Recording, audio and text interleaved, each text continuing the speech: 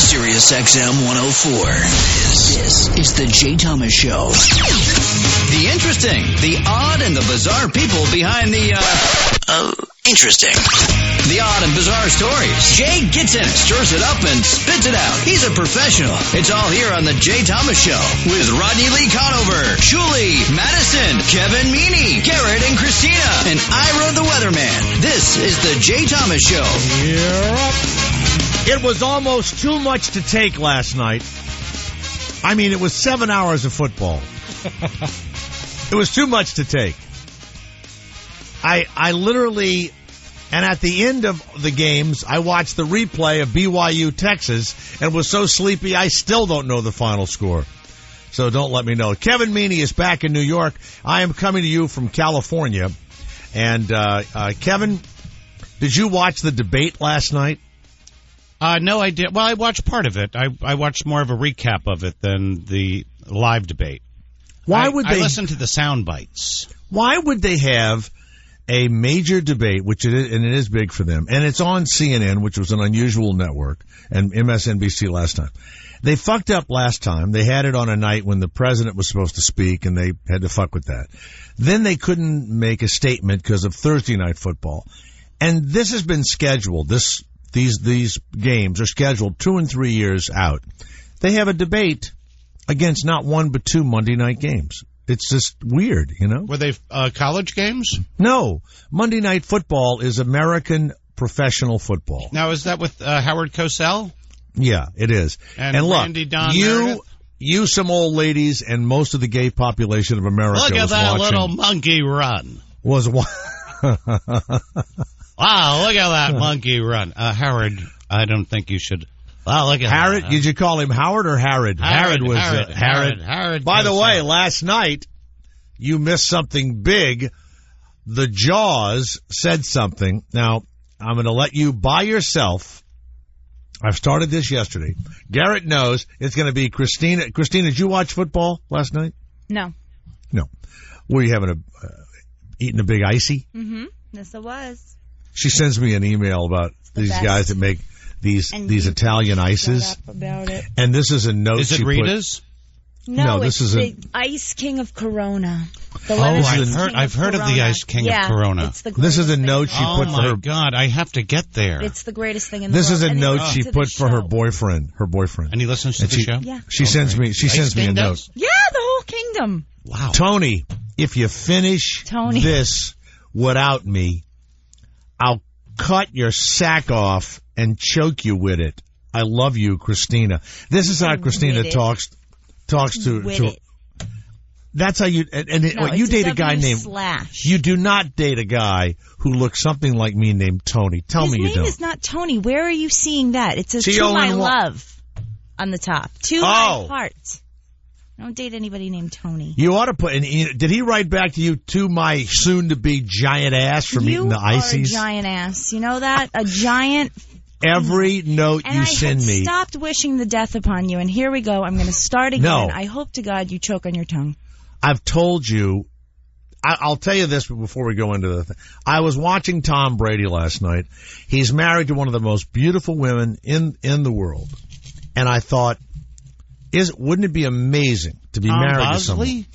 Yeah, to be married to someone. I thought he passed away, Tom Bosley. Whose job it is, the woman's job. Most guys get married and their wife kind of falls apart, right? Mm-hmm. Or they have a kid, they're chasing the kid. Not Gisele Bündchen. Her job, and this is in her contract, you must look like a world-class piece of ass for your entire career. That's right. That's in the contract.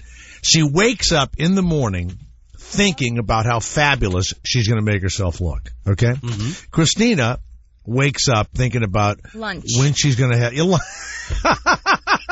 You can't do it. I'm just giving you a warning. Thanks, can't do it. I appreciate it. Appreciate your warning. But why don't you just say thank you? Dinner. Thank you. I appreciate it. That I appreciate it is the same thing as thank you, especially when I don't really mean it. Okay, I'm just telling you. Okay, thank you. I appreciate it. Just look at Kevin. Look how he blew up. That's nice. You know, I don't understand how people are around you. You should just be in a hole somewhere all by yourself and entertain Garrett, yourself. I'm alone right now. We know that, Jay. Room by myself. And we could get up and leave. You know. Now, here, and I mean this. But I need the $25. I'm going to step out and say it. Maybe Joe Montana. I'm right now. The greatest quarterback ever to play the game, Tom Brady. Ever. Steve Grogan said that? Yeah, that's right, Steve Grogan. Tom, Didn't right or he play wrong, for Garrett? the expatriates? Yeah, he did. Right or wrong, Garrett? That he's the best quarterback ever? Tom Brady. Joe Montana. No, I say maybe Joe Montana might tie him. No, but Bob Greasy, what about him? No. What about Newt Rockne? No, he was a coach. Yeah, he was. No. A damn good one. Name one, Garrett. Name a better one. He beats the greatest defenses. He faces... Roger Staubach? No. How about Neon Dion? They weren't not a quarterback. Well, I think he passed. No, he didn't. He never. You know what he passed plays now? Deion Sanders. Is that him playing the ferry on the is it iPad or what is it? DirecTV. DirecTV. Sunday Ticket. Yeah. Tourette TV. Yeah. You know, guys, I have an infection in my ear, so I'm not really. How long are you going to do this unfunny bit? How long is it going to, when you say the names of people that are dead and all that? How long are you going to do that? For 3 hours. It was cute. It was cute a couple of years ago, but it's nothing. It's like, it's like Kristina eating a pizza. It's like, it's enough already. That's a work of art. Yeah, actually. It's enough already. By the way, a girl used to make love to a lobster.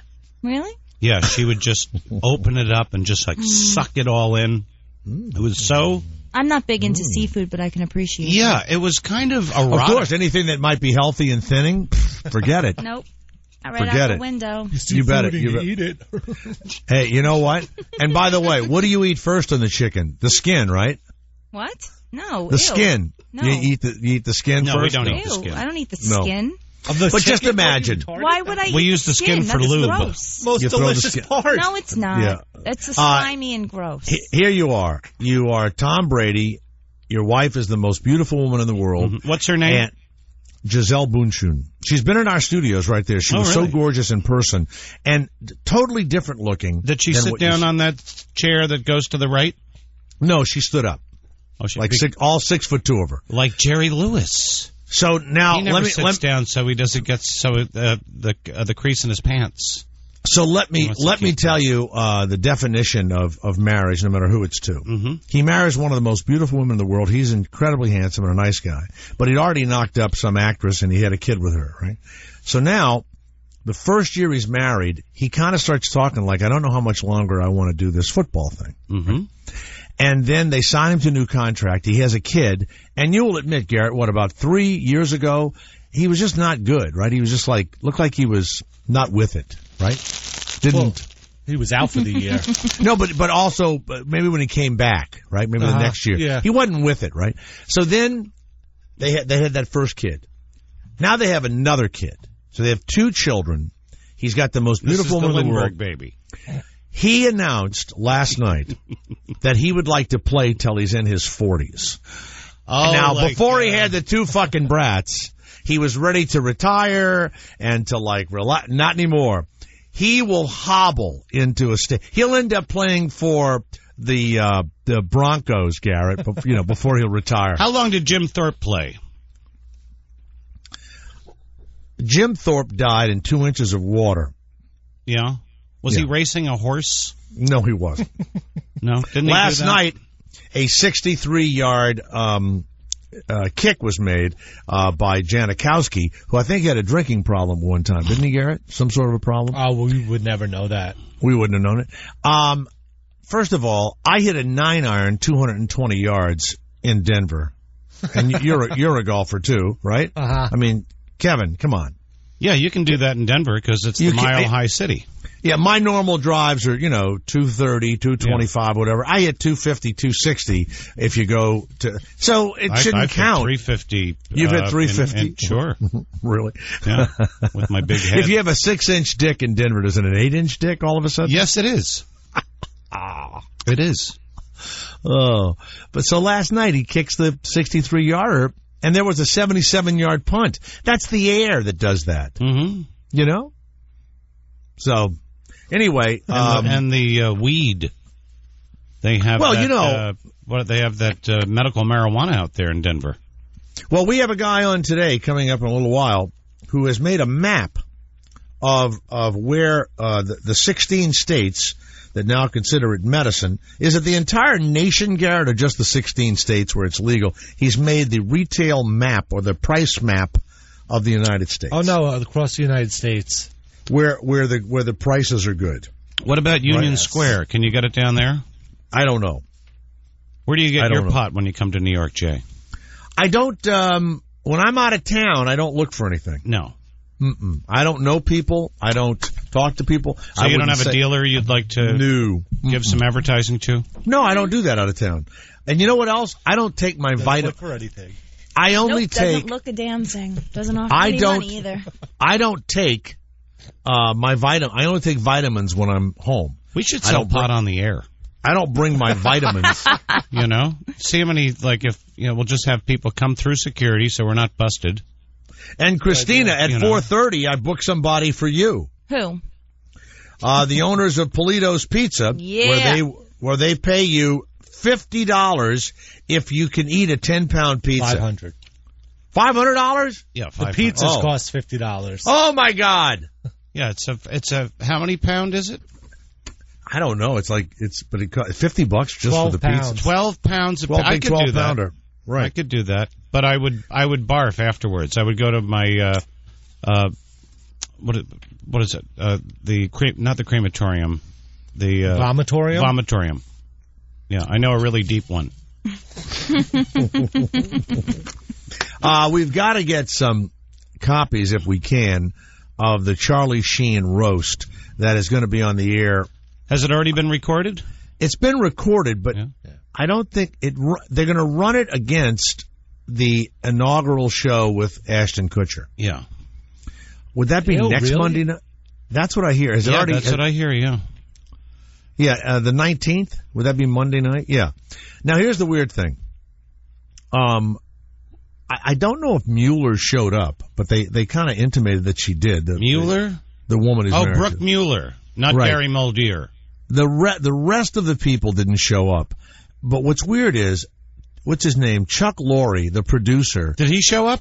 No, he should have, though. Yeah, he should have showed up. And the other cast members did not show up. John Cryer did not show up. Ashton should have been there. Of course they should have. They don't get it. It's like they think that they're doing something by not showing up.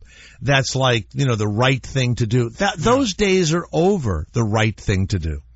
The right thing to do is to be on TV and to embrace negativity. That's where we live now. You embrace negativity. That's it. Well, you're the king of that.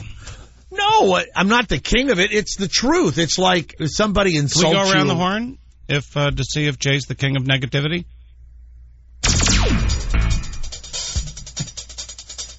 All right. Do I get a vote? Did I get a vote? No, you don't get a vote. Garrett, what do you think? Do you think Jay is the king of negativity? The king. I would say. Oh, you got to be careful with Garrett. He doesn't like when you have I don't know. Yeah, he's you don't like it when it's the best, when it's the top. No, but Jay was talking about protecting his castle yesterday, so I would say yes, he is the king. He is the king of negativity. That isn't negative. That isn't. Yeah. Well, that's his opinion, Jay. You mean Kristina? What do you think? On the top of your wall.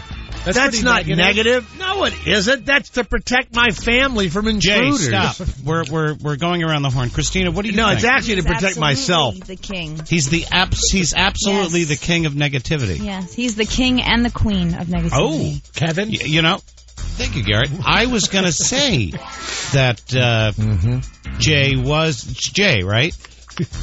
You are the king of negativity.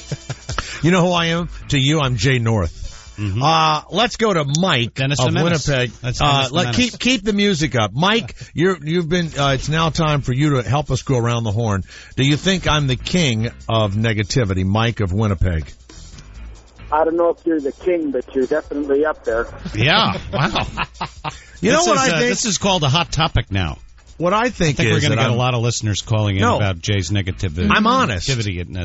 I'm honest. I'm not negative. It's like a person sends you notes about weight gain, and you respond. No, nobody sent you a note about weight gain. Somebody sent you a note of, these people really like you. These people have this much going for them. They are great. You are great. Woo, everybody's great. And then I have to quit eating. The first words out of your mouth, we're not even on the air yet. You know what's funny? Do you know what that means? It means you know what's funny to me? It's cruel. You know what? It is cruel. You know what's funny is that the note was about her showing me how she eats a sugary water snack. Okay. No, the note was not.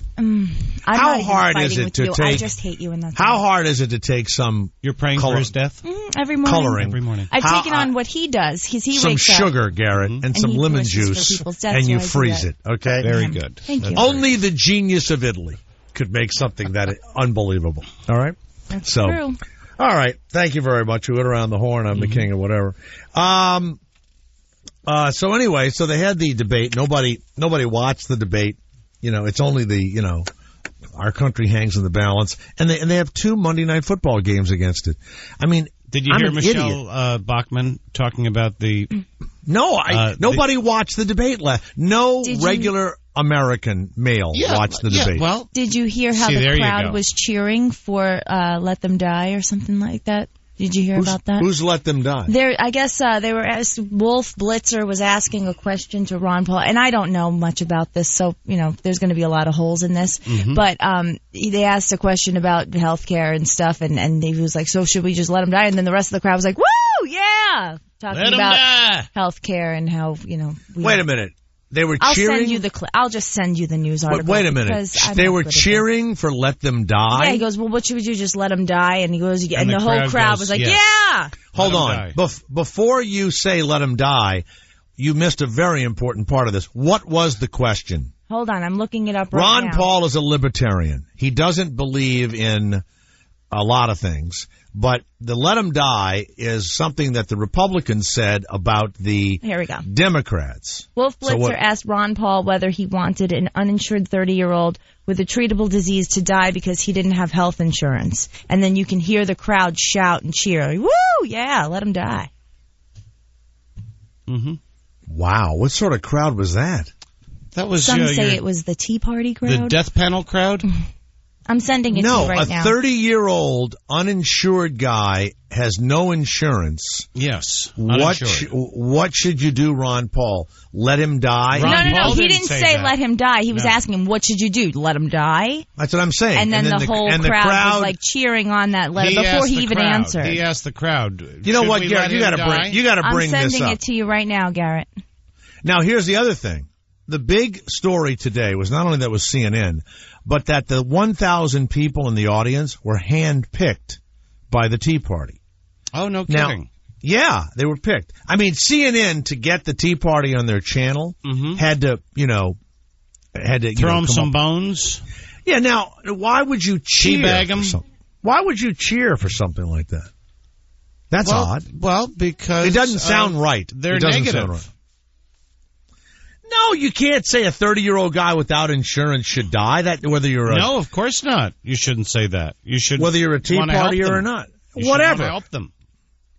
Now, here's the other question. There's a reason why he doesn't have health insurance, because he probably doesn't have a job, or if he has a job, they don't offer health insurance. I'll tell you the weirdest thing. There is nothing in this country for dental insurance. I think that's a bigger problem than I'm surprised our teeth aren't like the British. Well, that's the road we're going down. It's really odd that dental is never, ever included. And if you floss improperly, Garrett, the disease goes right to your brain and can kill you. That's all I talk about. Do you have him saying that? Let him die? I didn't get the email yet. Wow. Okay, we'll do that. Our system's a little slow today. Yeah. It is. No matter how much he washed, the view in one window was always going to be dirty. One lucky window washer was treated to an eyeful when comedian Kathy Griffin documented a photo posted on her Twitter Friday. She was wearing a black bra and underwear, hopping up and down on a couch for the amusement of a gentleman on the other side of a glass. Is that a real photo of a window washer? Took a shot of Kathy Griffin jumping up and down on a couch? I didn't see that story. I was just sent this. Did I see it? Do you Google Kathy Griffin? Do you have a Google alert? Yes, it was posted to her Twitter account. First of all, I don't think Kathy Griffin is interested in men, but if she wants she is. She's very interested in men. The picture is inside her apartment. Someone was taking pictures of her as a woman. But it was on her Twitter account. Yeah, so they probably took a picture of her, and you could see the window washer. Yeah, it's a Photoshop. Yeah, okay. Okay. Well, that's against the law. You can't take a photo of someone and then put it on the internet. You know what I'm saying? Well, just like those meth labs, Jay, you should really crack down on these people. Hey, by the way, they tased a guy at the Cowboy Jets game. Not a policeman.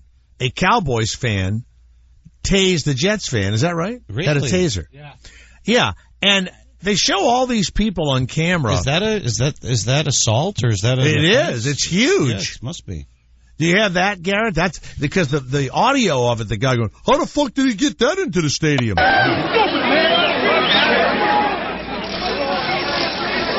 So they're fighting in the stadium, wearing Troy Aikman jerseys. That's my favorite.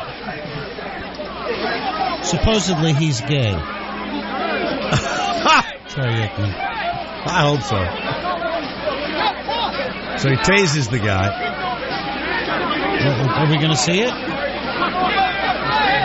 Well, listen. You hear him yell? How did he get in there with that thing?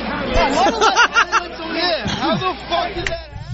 How the fuck did that happen? During the national anthem, the Cowboy fan didn't stand up, I guess for some religious belief. And were they at the Jet Stadium? Yes. Yeah.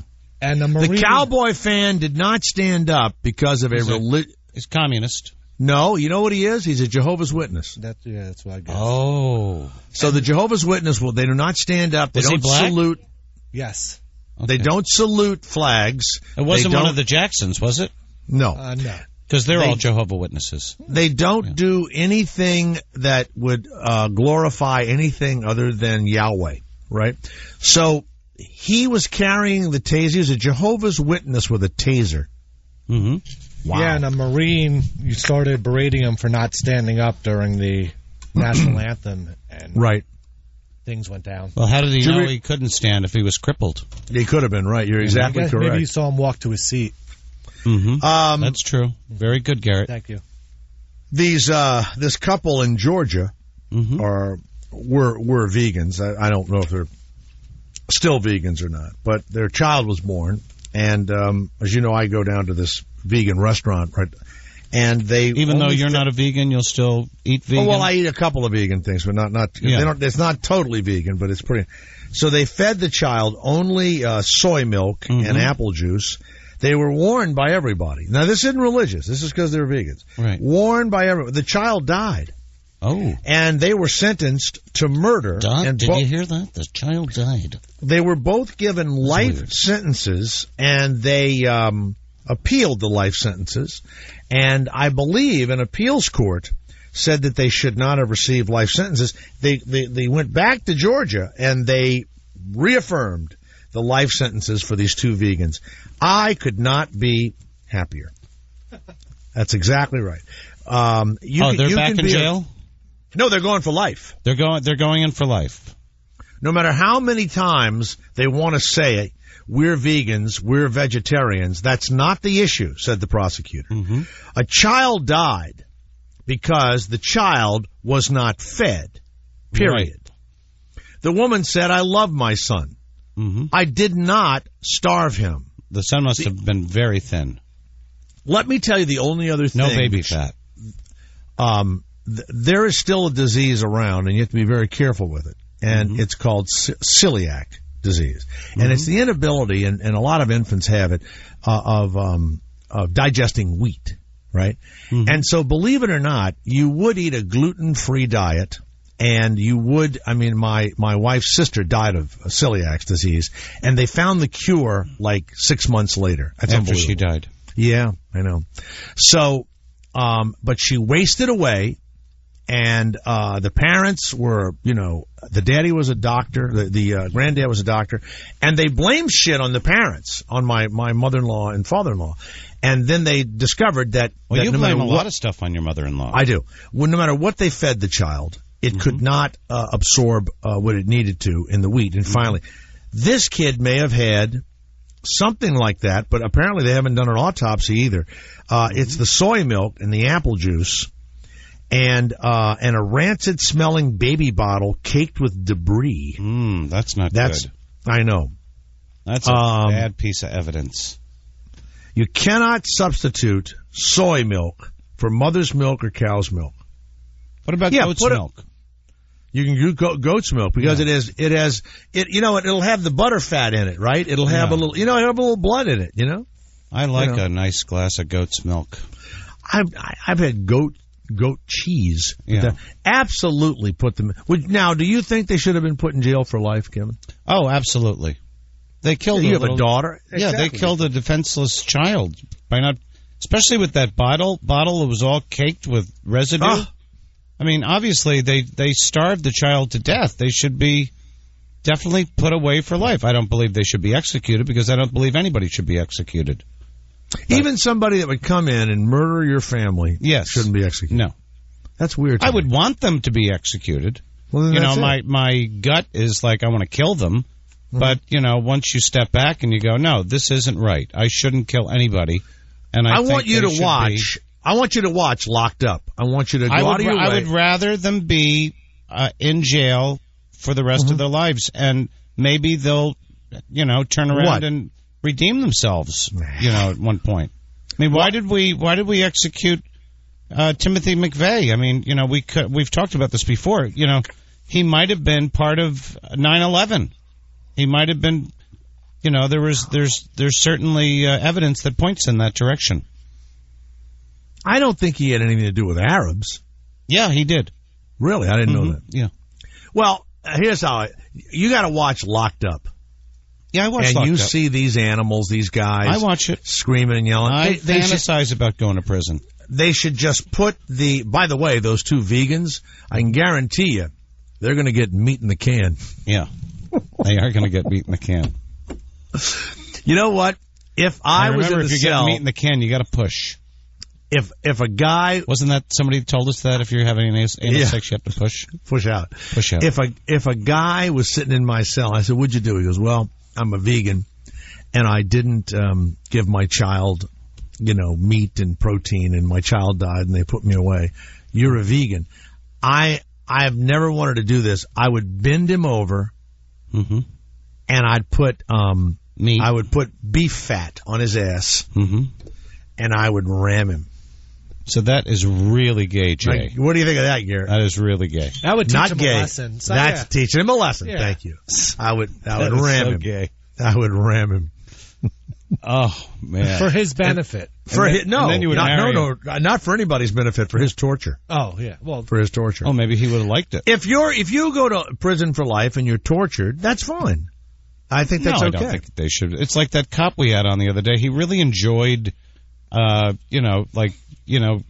having all the prisoners go by his rules. Yeah. These are my rules, and I enjoy my rules. There's nothing wrong with that. Yes, there is. There's a real problem with that. All these people in prison who say they didn't do anything, about 10% of them, maybe less, might be innocent. What about the rest that poor of them, guy that's being executed down in Georgia in 9 or 10 days? And he did something. Well, 7 of the 9 eyewitnesses have recanted their story, and he's still going to the chair, whether it's the chair or the whatever, the gas. He did something. Has he been arrested before for multiple crimes? I don't know. Well, I just they don't just take a good Reverend guy. Al is on the case. Well, of course he is. Let's go to Darren of Ohio. Darren, it's the Jay Thomas Show. Kevin Meaney is here, and we have a guy coming up in a little while who will tell you the price list all over the United States for marijuana. A pretty amazing breakout. And he has get a nickel website. bag. The creator of the Price of Pot Map will be here. Yes, Darren, go ahead. I missed the cuss word last night. What did he say? Okay, Garrett, let's get Ron Jaworski, not cursing, talking like a normal fucking man, the way men should talk when they watch a fucking game, or women or whatever, just saying a normal fucking thing. Here we go. That pass, Chad gets up a little ginger. Well, that's one that Chad would love to have back. He knew he had the one-on-one matchup going down the right sideline. Shit, you have to get rid of this one. There you go. Oh, my God. That was broadcast live? He said, shit, you have to go deep, right? And he broadcast, they should be fined. No. He should be fined, and he should get his mouth scrubbed out with soap. Yeah. He apologized. I heard what Tirico said afterwards. Fucking asshole. No, Tirico didn't. They didn't say anything for 30 minutes. Here we go. Hey, Mike, a little earlier in the show when Chad Henne was making the throw, I said inappropriate words, so I want to apologize. I hope I didn't offend anyone with that word. Okay? You offended me, you fucking prick. Asshole. You know what? Liquor. And then they had they've got this new girl on the sideline in college football, Stephanie Steele. Oh, Stephanie Steele. Horrible. Awful. Why? Awful. What makes her so... They're terrible. They're awful. They don't know what the fuck they're doing. Oh, and look who's got the pigskin now.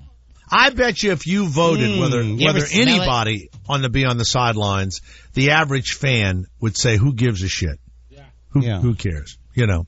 And then just because you played football doesn't mean you have command of the English language.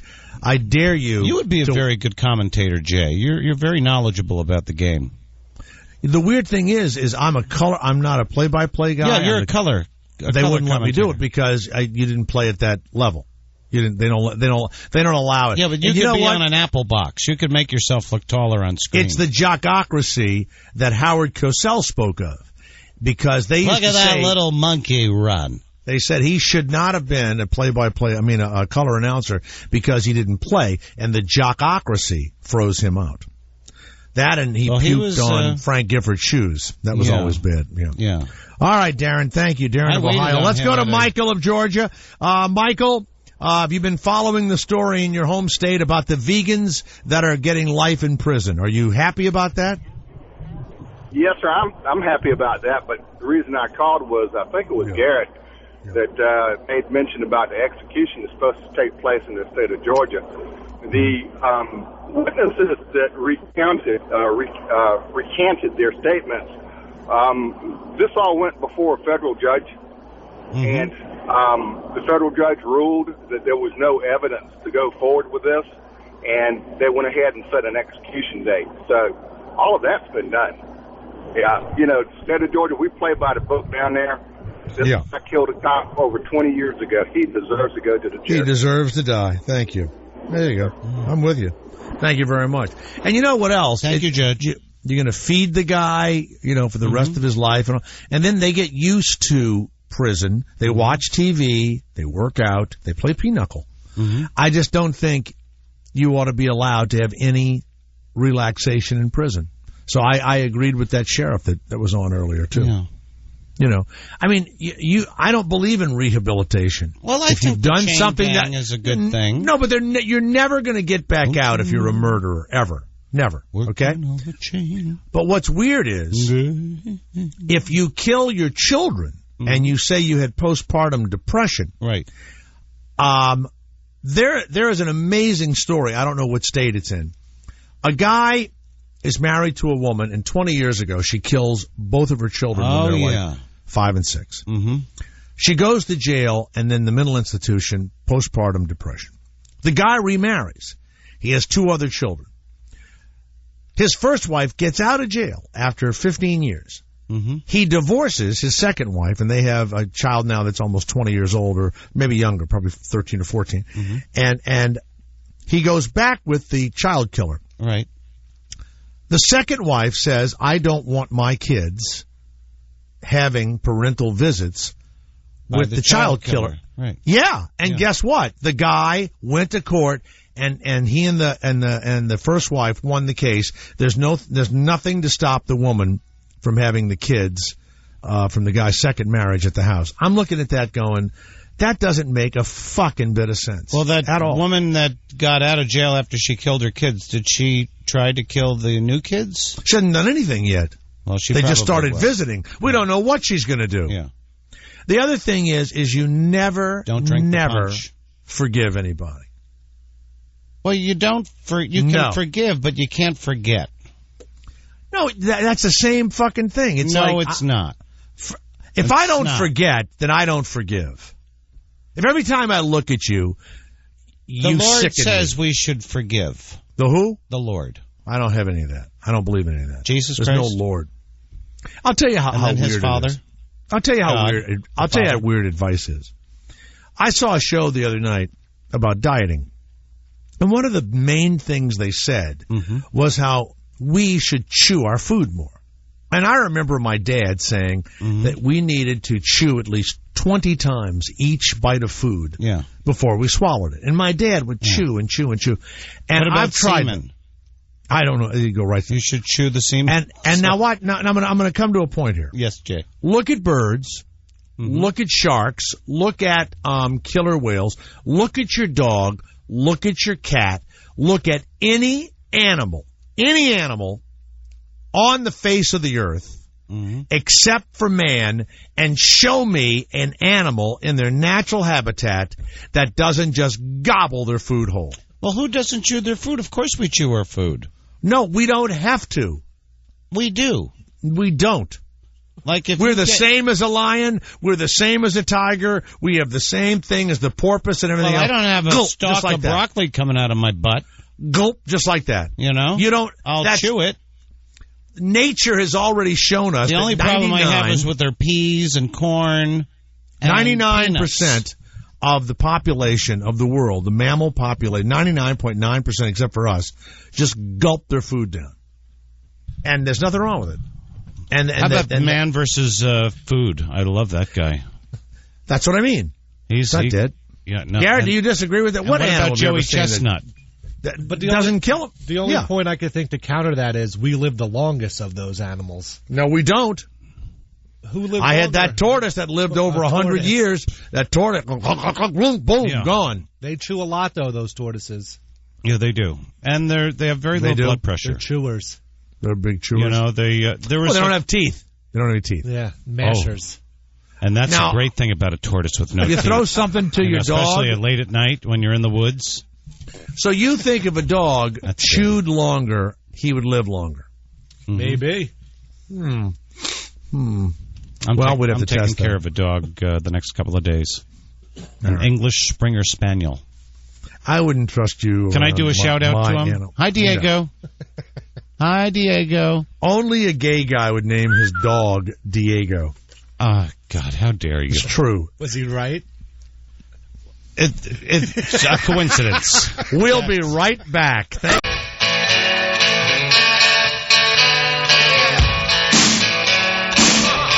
It's the Death to Vegan show on the Jay Thomas show at Sirius 10 whatever we're on. 104?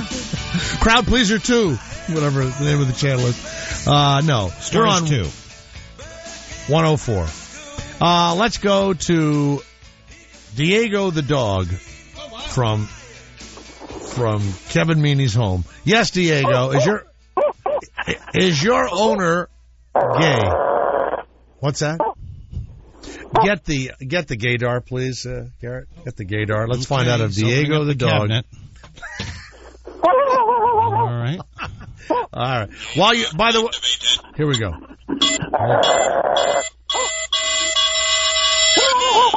That's a maybe, baby. This one's There we go. All right, that's enough. That's Diego, the maybe baby gay dog. Okay. Let's go to John in Illinois. Yes, John, it's Jay Thomas. Hi, Jay. Yes, sir. Cows chew their food. Cows chew their cud. They swallow their food immediately into one of their 3 stomachs, and then they spit it back up, and they chew it. That's all. And then they what? They swallow it whole, and then they spit it back up as cud, and they have is the that cud. what the cud is? Yeah, the cut is kind of. I can't. The cut is throw up. He's probably in a field somewhere with the wind blowing. Yeah, it's spit up. It's green spit up. Mm-hmm. Did you ever throw up in your mouth? Yeah, I mean, in my life, I had a little bit. Yeah, maybe a little vomit comes up in there. Swallow that. I spit that out. Oh, you do spit it out. Let's go to Denny of Los Angeles. By the way, speaking of Denny, did you see the ads last night for the new Denny's Cheese Spectacular? They have a hamburger now. Mm-hmm. No, a burger melt that's made with mac and cheese. So it's bread, mac and cheese, and a hamburger.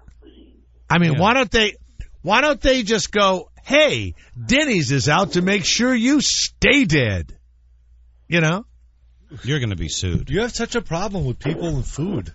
Yeah. No, you can't. You shouldn't be serving death foods to people. You shouldn't. Just have one once. Well, what about if you had the burger? It was a whole big thing. You got like a mac and cheese burger. You got a cheese omelet. You got a cheese. No, I eat no cheese. I wouldn't put a piece of cheese in my mouth to save my life. What about a garni? Do they have a garni on that? Garnish, a little garnish. Parsley. Yeah. Let's go to Denny of Los Angeles. Yes, Denny. Hello, Denny. Yeah. Hey, I'm actually from Salt Lake. Oh, hello, Mormon. Salt Lake. Wow. But that guy. Hey, by the way, did BYU lose to Texas? I haven't been able to stay up late enough for that replay. From what I heard, that they did. Yeah. Okay. Good. Go ahead, Denny. A guy with the cow stole my thunder about the cut, but everybody was told me the more you chew your food, the less your system has to work to break it down. Yeah, but how come a dog just like that? How come a lion? That's nature. Yeah, true. A bird takes the whole worm and puts it into the baby's mouth. Gulp, just like that. Gulp. Mm-hmm. Yeah, that's nature. Mm-hmm. I mean, come on. Those are bloodsucker worms. Do you know, I don't know if you know this or not, but Joseph Smith ate his food whole big chunks. Just like that. Wow. The Mormon? That's right, Joseph Smith. The one who found the tablets? That's right. You think he ever lined up all of his wives and just licked them in a row? They ever talk about that? No, they never talk about that. Could the women ever get, and I mean this, why make fun of it when we need to really find out about it? Could more than one woman come in your room with you, or did you have to do it one at a time when the plural marriage was allowed? Do you have any idea, Denny? I mean that as a serious question. The way that I know how they do it, they have several different houses on a compound, and the man goes to each one separately or something like that. Yeah, Big Love, did he ever double up?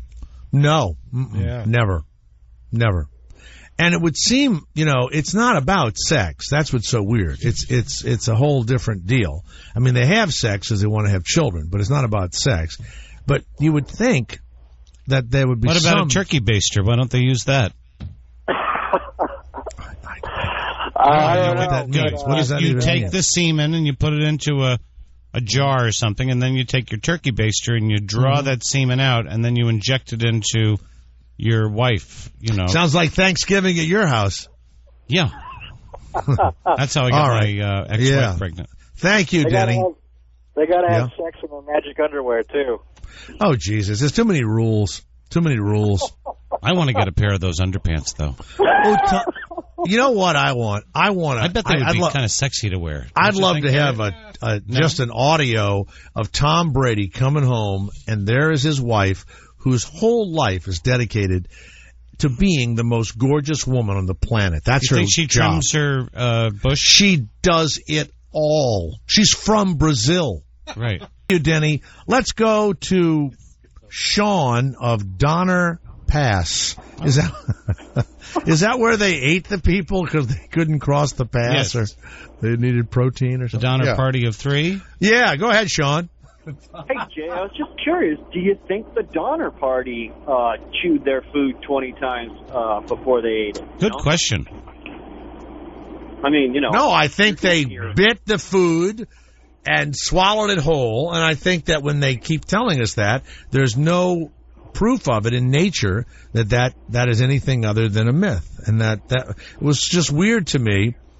now everybody says, oh, you live longer. Humans have a life expectancy whether they chew their food or not.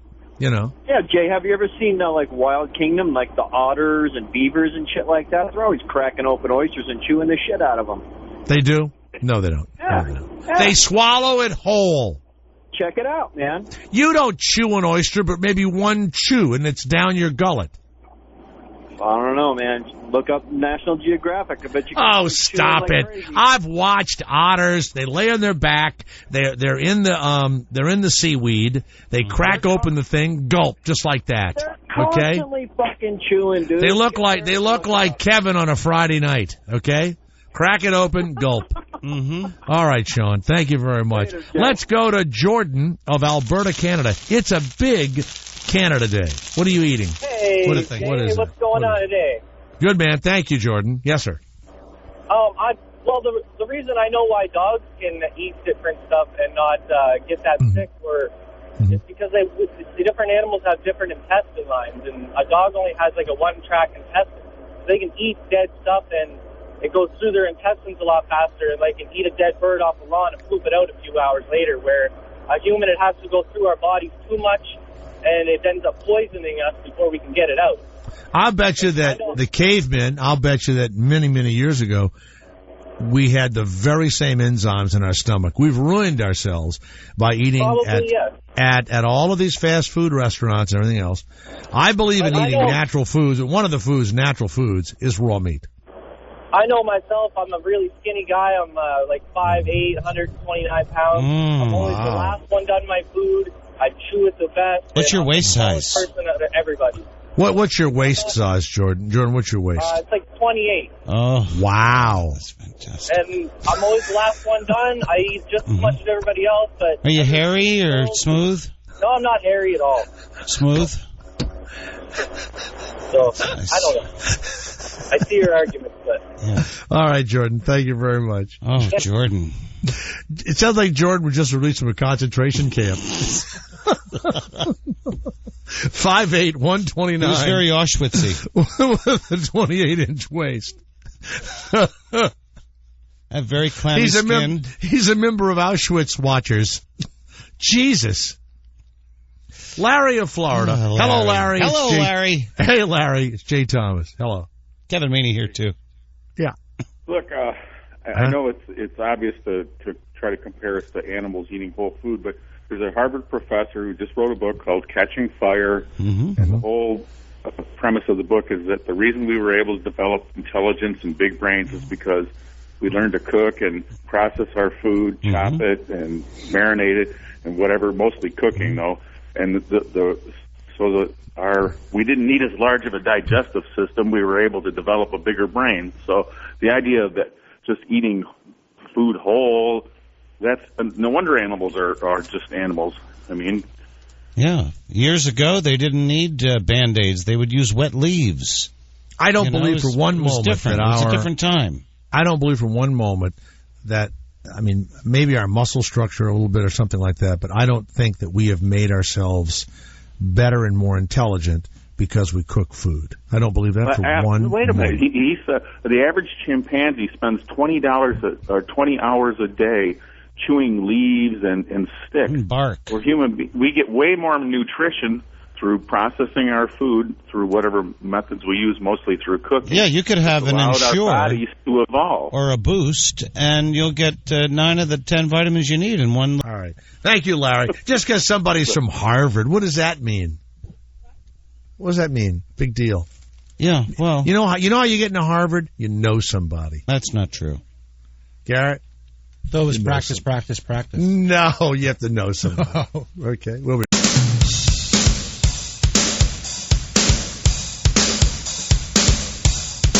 It is amazing what we can get people to talk about, Kevin. We've literally been talking for the last 25 or 30 minutes about chewing our food just because I noticed that animals swallow whole. Okay? Yeah. All right. Then a guy calls up, and just because somebody said their last name is Harvard, or they went to Harvard, who gives a shit? Harvard. Okay? One of my sons went to Yavapai College. The other one is at the University of Puget Sound. Both are the Harvards of their community. Okay. I went to Morrisville State University. There you go. Jacksonville University. There you go. Yeah. Central Piedmont. There you go. Just as good as fucking Harvard. Yep. Okay? Just as fucking State good. University Harvard. of New York at Morrisville. Yale. Fuck Yale. I hope Harvard swallows Yale whole, management. Garrett. Just gulp. Doesn't even chew Yale. Just swallows it whole. Just like that. Gulp. If you want to know pot prices around America, we have a man with a map on the way. I'm Jay Thomas. Kevin Meaney is in New York. And this is Sirius XM, you lucky bastards.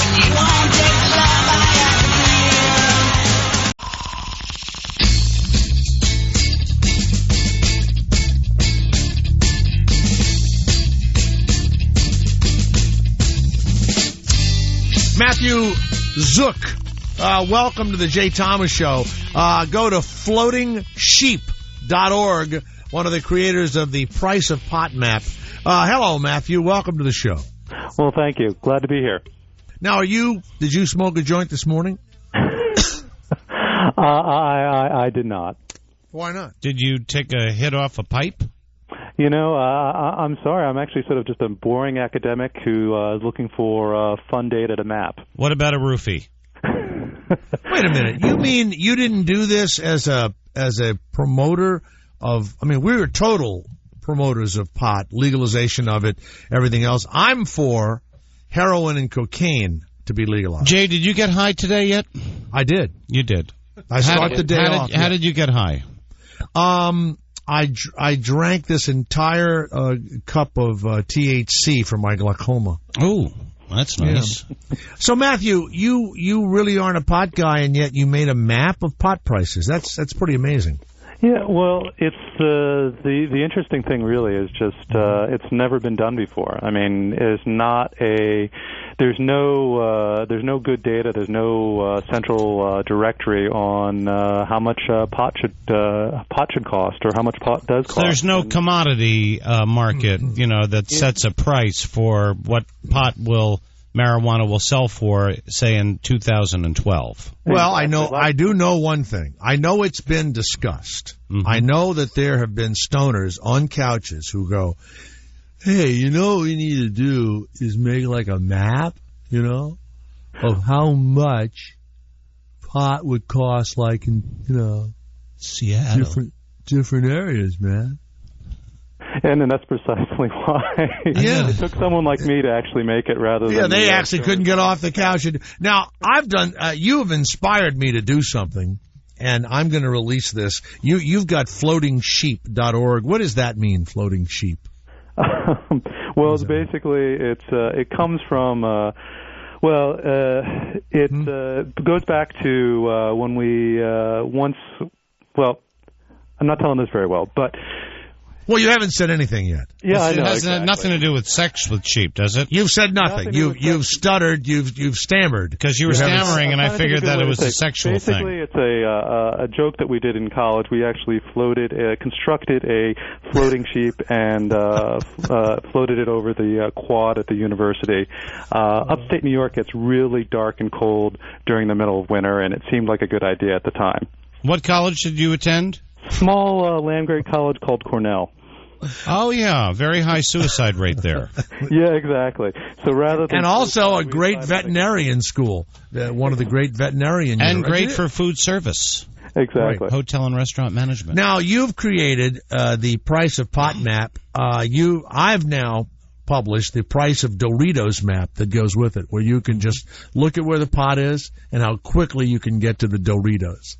Well, I think that will be hearkened across the internet, and people will be very glad about that. We're actually thinking the next step for our maps, because one of the other maps we did on Floating Sheep was called the Beer Belly of America map, essentially looking at the ratio of bars to grocery stores, and the Wisconsin, Illinois becomes this huge mecca for bars. Mm-hmm. And we thought the logical next step is we take the Beer Belly map with the Price of Pot map. To create, a meta map that pretty much shows where nothing ever gets done. You guys need to smoke pot or do something because you're right. Now, on the map, green is the lower prices and yellow the higher prices. Yep. Mm-hmm. So let's look at some of the market highlights here. California is called the Emerald Triangle, and that's up around Humboldt and Mendocino and that area, Fort Bragg, Northern California. They're also killing people at an alarming rate up there, especially now. These pot crop guys, the drug cartels. Well, I don't know if they're a cartel or not. Oh, they've infiltrated into North America, and they grow it. So they'll come in and they'll grow it on U.S. soil, so it's easier to distribute. They don't have to bring it over the border. They grow it right here. So, Matthew, isn't it sad when you hear that somebody has been murdered over pot? Doesn't that sound... I mean, heroin, cocaine, I can understand, but to be murdered over pot is just weird to me. I knew somebody murdered over high blood pressure medication. Yeah, I generally take the bold stance that murder generally is not a good... Bad. Oh, okay. Yeah. We had called for the death to all vegans earlier today, so I have a different opinion than you do. But that's not what we're talking on that one. Yeah. Well, so $1.3 billion for California, Oregon, and Washington. Does that mean that the pot that you buy in that area is cheaper? Yeah, I mean, essentially, it really comes down. I mean, it's basic economic law that the supply is there. You don't have to transport it very far, right? So prices are really low. The Midwest, the DEA makes the fewest arrests in the Midwest. Well, isn't it too cold to grow pot in the Midwest? Depends. They grow corn. Midwest, probably. I'm not quite sure. I'm not a horticulturist at all. But if you want to include, Kentucky into the Midwest, which bluegrass. The bluegrass. It's actually, I think, it's the fourth or fifth largest pot producing state in the country. Mm-hmm. So, and then on the East Coast, the prices are the highest. I mean, they blame everything on rent. And I mean, I was reading, you'd rent a car. You rent a car in New York, and it's $100 a day. You rent a car in Portland, Oregon, it's $25 a day. And they go, well, it costs a lot more. The rent, is that why in the Northeast the pot's more expensive? I think because cars cost more in the East, it's more expensive. No, it's the rent. The cars cost the same. Oh, the rent, yeah. Mm-hmm. Yeah. Quite honestly, the Northeast, I don't have a good explanation for that, especially because I think there's probably a lot coming across the border from Canada. But the mapping that we did, reflects what people, we're pulling this data from another website that people reported what they paid for pot. So now, Matthew, is this for legal pot or is this for illegal pot? There's not a distinction. It's just pot. It's just pot. Or the website's priceofweed.com. Okay. Who's on line 2, Garrett? Who's that on line 2? Tommy in San Jose. Tommy from San Jose, California. Tommy, can you hear me? Matthew Zook is here, floatingsheep.org. He's got the price of pot map. Go ahead, Tommy. Yeah, what is the, how are you said you're pulling the data from another website. How are they culling this data? Are they collecting it from user input? And are you worried about the Department of Justice subpoenaing your records? Don't have to worry now. I'm turning his name in as soon as this interview is over. Yeah, exactly. We've already got a guy here in studio that's part of the Department that's of Justice. That's right. Yeah, how do you get the info? How do you trust the info? Is the other question. Yeah, well, the data, it's just a website. It's a simple interface. The people who set it up, and I actually don't know who these people are. I've emailed with them a few times, but they don't have a name or anything like that. And it's just set up. Anyone can report what they paid for pot and the weight of it, how much they bought, how much, and there's a quality measure as well. In terms of trusting it, one of the things before we did this map is we threw out basically the high highs and the low lows. Basically, what was the most expensive that you saw? Mississippi mud. I would think Hawaiian Sinsemilla would be the most expensive. Yeah, Jay, that is so 80s. High, medium, low. I think about the highest, sort of reputable cost was about maybe $500 or so. For what? For an ounce of high quality. $500. That's impossible. No one's going to pay $500 an ounce for weed. That's what everyone pays. That's the price of weed. Tommy, do you hear in the East how much they pay? They pay $500 an ounce for weed. I pay like $100 for an ounce if I were buying. Yeah, maybe if they're buying it by the gram, but there's no $500 for an ounce weed is insanity. It grows on the side of the freeway in Tennessee. Yeah, but that's not high end weed. Yeah, this is the high quality measure. All right. Thank you, Tommy. Now hold on a minute. Everybody says their weed is great. It grows on the side of the road. It doesn't grow on the side of the road. This is the best weed. No. I mean, you're not. There's no real. It's just some stoner telling you. And they have names for it now. They put special names on it. You know. Right. Oh right. Yeah, this is so and so. This is like, super high weed. I know you made a scientific study of it, but it is not the most scientific of herbs, I would think. I mean, people bullshit about it. They lie to you about it. For me to make weed, I tell you what, I would dip it in something so that when they smoked it, it would like give them some other kind of, high. And then I would say that's it was like just paraquat. Great weed. Yeah. Well, not paraquat. No. That make you sick. Yeah. But I would dip it in something. Arsenic. Mm-hmm. Yeah. You'd kill people. So, Matthew, did they pay you somewhere? You're a member of a faculty, and they pay you to make a retail price map of marijuana? Not specifically. They pay me to do research, and essentially, this is a research question that has not really been done before. And how much? You're did still you an make associate. You're still an associate professor of geography at the University of Kentucky. I am, and hopefully I still will be after this. Well, let's not hurt his career here. Did you? What about countries around the world now? Everybody around here we talk about British Columbian or Vancouver pot. What about in Europe? What's a good country for European pot? I really don't know. Liar. Amsterdam. Estonia. Estonia. I don't know. Bulgaria. Amsterdam, though. Estonia. Herzegovina. Estonia, supposedly, Croatia. You actually can buy it with your mobile device. Mm-hmm. You can go. Why are you laughing? Well, no, it's just makes it extra convenient, I guess. Yes, it does. Now, Matthew, you put this thing out, and then your students come in. Do they slap five or give you knuckle punches when you come through the door? Hey, Mr. Zook, I got some fucking weed. Yeah, Dr. Z. They call you Dr. Z? No.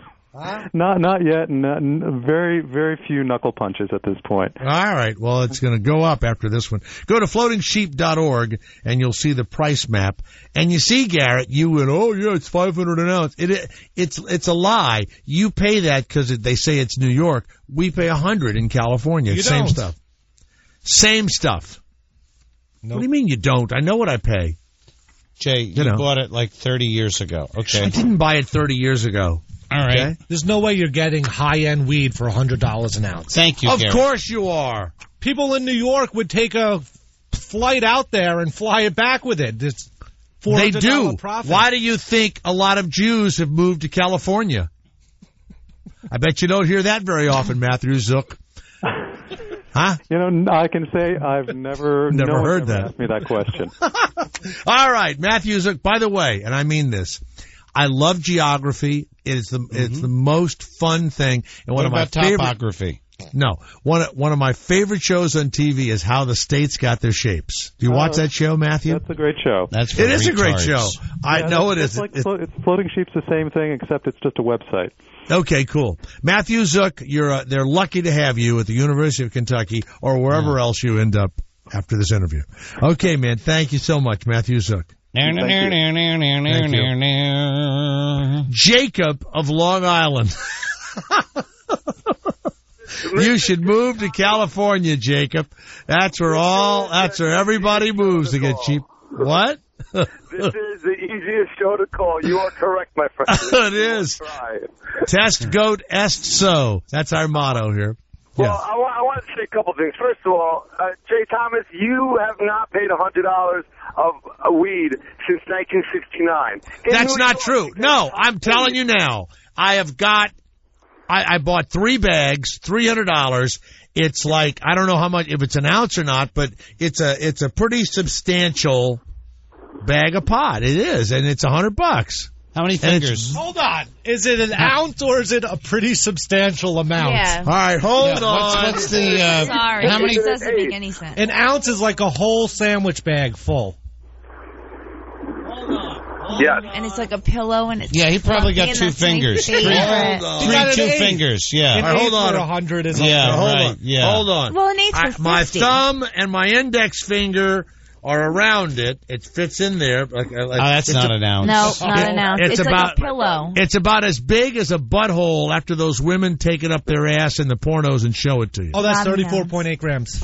Okay, now, and then if I extend, wait a minute, if I extend my thumb and my index finger, that's extending it, that's how long it is. Oh. Is that an ounce? No, that's considered an eighth, my friend. An eighth around here is about $180, but an ounce of really good weed is about $600. Now, if you get BCs from British Columbia, you get some dirt weed, that's about $350 an ounce here. You mean it's a big, and an ounce would be a big bag of pot? An ounce is equivalent to a zip sandwich. Hold on 1 second. Did you say an eighth on Long Island is $180? Officer, 100. 100 even. Isn't that expensive? Shouldn't it be 50? I was kidding, officer. Kidding. All right, policeman came to the door just now. That was a good what? improv. I don't need the criminal element from Long Island calling me up, okay? Criminal fucking element. I hope, trace this call, Garrett, and send his number immediately. You should trace the dealer that said he sold you an ounce. Well, no, it's my gardener. He grows it at his home. I've been told. And he has some of the Mexican immigrant shit on it to make sure that it's got that, that fabulous kind of skunky, kind of skunky. I only smoke pot that's dipped in E. coli. Okay. All right. Thank you, Jacob. Those are really wet, too. Yeah. That's a wet movement. All right. Let's go to Jim of Detroit. Wow. Jim Bob. Hello, Jim. There are no vegetarians in Detroit, are there? Any of them in there? No. I wanted to point out the fact that Hitler was a vegetarian. No, he wasn't. Kidding. He was a vegetarian. Yes, he was. Google it. Have your stuff. Who knows what he was? He probably had an upset stomach and he just ate vegetables. You don't know what people. By the smell of burning meat. Oh my God, that's horrible. Get rid of him. Hey. Get rid of him. No, get rid of him. He was a teetotaler and a non-smoker, too. A teetotaler. So he killed human beings, but he didn't eat meat, and he didn't drink. And he drank tea. He believed vegetarian diet could both alleviate personal health problems and bring about a spiritual regeneration. It's unbelievable, isn't it? I mean, he thought nothing of murdering millions of people. We have a very special guest in our audience tonight, Adolf Hitler. Could you please stand up? You know what's odd? Did Hitler and Stalin and I mean even now in Syria and Libya, do they not read the history books? Almost all dictators ended up, being strung up by their fucking thumbs or killed or whatever. And it's like 90% of the world's dictators eventually, and then you read about, we've had some presidents assassinated, but generally the benevolent leaders of countries, they don't end up dead like that. It's odd. It's like I would read the book and go, wow, that could happen to me. I better become like a good guy. All Gaddafi had to do was start giving just flat out money, stimulus packages. Just start giving the money to the people. It's the oddest thing to me. Same thing with this guy in Syria. Just give them fucking money.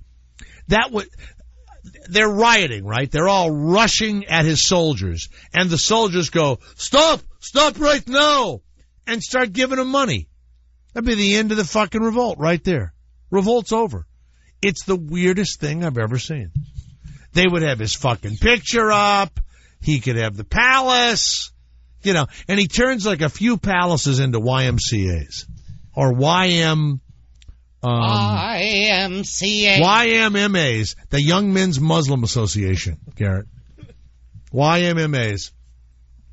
That's what I would do. If you were really angry at me and I had billions of dollars of oil money coming in, I would just give you money. You know, that's what Chavez did. You know, I think you pay like 20 cents for a gallon of gas in Venezuela. So weird. You know, just give them money. If Barack Obama wants to get reelected, you see how far giving people money goes. Goes to the fucking top. You're the top. Right to the fucking top. He's cutting the Social Security taxes. The FICA, right? He's cutting that, right? Mm-hmm. What nobody gets is that when you don't put it in, then you're going to get less. So he's actually doing what a lot of the Republicans are saying, but he's just saying, well, I'm going to cut your Social Security taxes. Okay, good. You're not going to be getting as much. It's crazy, weird, nuts. Give them whatever the fuck they want. That's all. Same thing with your kids. Your kids are bitching and screaming. Give them shit. Give them a car. Give them money. They shut the fuck up. They go, oh, I love you, Dad. I love you. You want your kids to love you? Give them shit. You want your wife to love you? Give her shit. You know. You're always wondering, what's he like? I give them whatever the fuck they want because I'm going to be dead by the time I can really be upset. You know? That's it. And you don't have to chew your food. Those are the two things we've learned today. All right? Let's go to Ed of South Carolina. Ed, it's the Jay Thomas Show. Yes. Were the Republicans in South Carolina this weekend? Where were they? Where'd they go? Their names kept popping up all over the place. You know, they all come to visit. I'm not sure what the big appeal is here. I mean, I don't know either. Iowa and fucking South Carolina. Who gives a shit for 3 years and 6 months, and then all of a sudden people have to go to Iowa and fucking South Carolina. Like, who gives a shit? Well, listen, like they matter. Yeah, I agree. Yeah, they had the guy that was they had the Democratic primary last year, and the candidate, his name was Al Green or Alvin Green or something. Oh, we had Alvin. Was great. He was on we had him on our show. Yeah, he was on twice. He's a brilliant man. But did you hear about the people that voted for him in the primary? They thought it was the singer Al Green. That's why they voted for him. They didn't know who the hell he was. Yeah, it just happened. His name was higher in the alphabet than the other guy, and that's the only reason he got the. And of course, the guy that ran against him was the incumbent. He didn't even campaign. He knew he had the thing wrapped up. I think he actually paid for the guy to run. It was so funny. Well, no, that's what I heard. We heard the Republicans had somehow gotten Put this him guy. Up to it, yeah. Yeah, we had him on a couple of times, and it was sad. Yeah, it was almost like he was brain damaged a little bit. Yeah, I have a request. I really do. I laughed so hard the last few minutes when you were playing the Stoner Jay. I mean, that was one of the guys coming off the couch. Yeah, why they didn't do the research themselves. I had to pull the car over. I was laughing so damn hard. You're an easy laugh then. Thank you. Thank you very much. Thank you. Keep up the good work. It's Thank you very. Don't say it in front of Kevin and Kristina and Garrett because they don't wish good things for me. Well, Kristina wishes that you die. No, you know what's weird about Kristina? You know what's weird? I mean this. I'm warning you and warning you. You can't have this big, giant Italian ass and expect everything to go well for you. Okay? You can't. You need to be svelte. You need to look at these magazines. Look at Giselle Bundchen. Yeah, look just like all the models that don't eat anything at all. No, not all the models. I saw a woman today in the gym who, if she didn't work out, would probably be overweight, but instead she had this incredible body and she was big. And she was running and working, and she was a big woman. And I looked at that and I thought, that is impressive. That's impressive. That's my goal in life, for you to look at me and say, Kevin, why don't you? When are you going to be on Ripley's Believe It or Not for the most chins? Wow! Keep eating. Keep eating. Listen to him. He's a terrible man. He really No, is. you know why? Because I happen to have been on a diet and I've lost about 10 pounds, and I'm an expert now. Right, of course. The woman from Weight how's your hair? Watchers, really short, too short. Really? Ridiculous, really short. Yeah, and my wife cut it and then told me not to put any color in it and all. So I have to pretend until I leave town on Friday that I think it's a great idea. She goes, "Oh, don't you love the way your hair looks?" And I go, "Yes, I do." As soon as I can get to a professional hair cutting place, my hair will not be gray. Jay, here's something for you to think about also. As you get older, I tell my wife it's fabulous. As you get older, you get shorter. That's true. Mm-hmm. Garrett, do we have some of the lost sound? any height over the last few years? I probably have lost a half an inch. Mm-hmm. Garrett, do we have any sound from the people who were watching football last night? We had Ron Jaworski saying shit. But what was happening is that somebody who is going to run for president they were debating last night on CNN with the Tea Party. What do you have, Garrett? What sort of noise? You're a physician, Ron Paul, so you're a doctor. You know something about this subject. Let me ask you this hypothetical question. A healthy 30-year-old young man has a good job, makes a good living, but decides, you know what, I'm not going to spend $200 or $300 a month for health insurance because I'm healthy, I don't need it. But, something terrible happens. All of a sudden, he needs it. Who's going to pay for if he goes into a coma, for example? Who pays for that? In a society that you accept welfareism and socialism, he expects the government to take care of it. What do you want? But what he should do is whatever he wants to do and assume responsibility for himself. My advice to him would have a major medical policy, but not before. But he doesn't have that. He doesn't have it, and he needs intensive care for 6 months. Who pays? That's what freedom is all about, taking your own risk. This whole idea that you have to prepare and take care of everybody. But Congressman, are you saying the society should just let him die? No. I practiced medicine before we had Medicaid. Well, that resonates with a lot of people. But the question is this: if you don't want to buy insurance and you can't afford it, and you get sick and you show up at the door of the hospital. Hospitals can't turn you away. So they do, though. Do they? I didn't know that. Absolutely. They'll send you to another hospital. They'll send you to the free clinic, or they'll send you to the free hospital. In the movies, you're not going into Cedars-Sinai. And insurance companies try to make you not go to the hospital. Like you have to call them first and tell them what your malady is. You say, listen, I'm bleeding from my rectum. Yeah. And they'll go, all right, well, call us back in an hour. Every time I see Mitt Romney, I keep waiting for him to recommend aluminum siding to fix Social Security. He's just first of all, his dad was wealthy and was a famous Republican senator, right? And then he worked for like a hedge fund or whatever. I don't know how you make so much money, how his dad made so much money. And they're Mormons from Michigan. It doesn't even, none of it seems right. And he was the governor for 1 4-year term in Massachusetts. Didn't he have something to do with the Olympics? I don't know.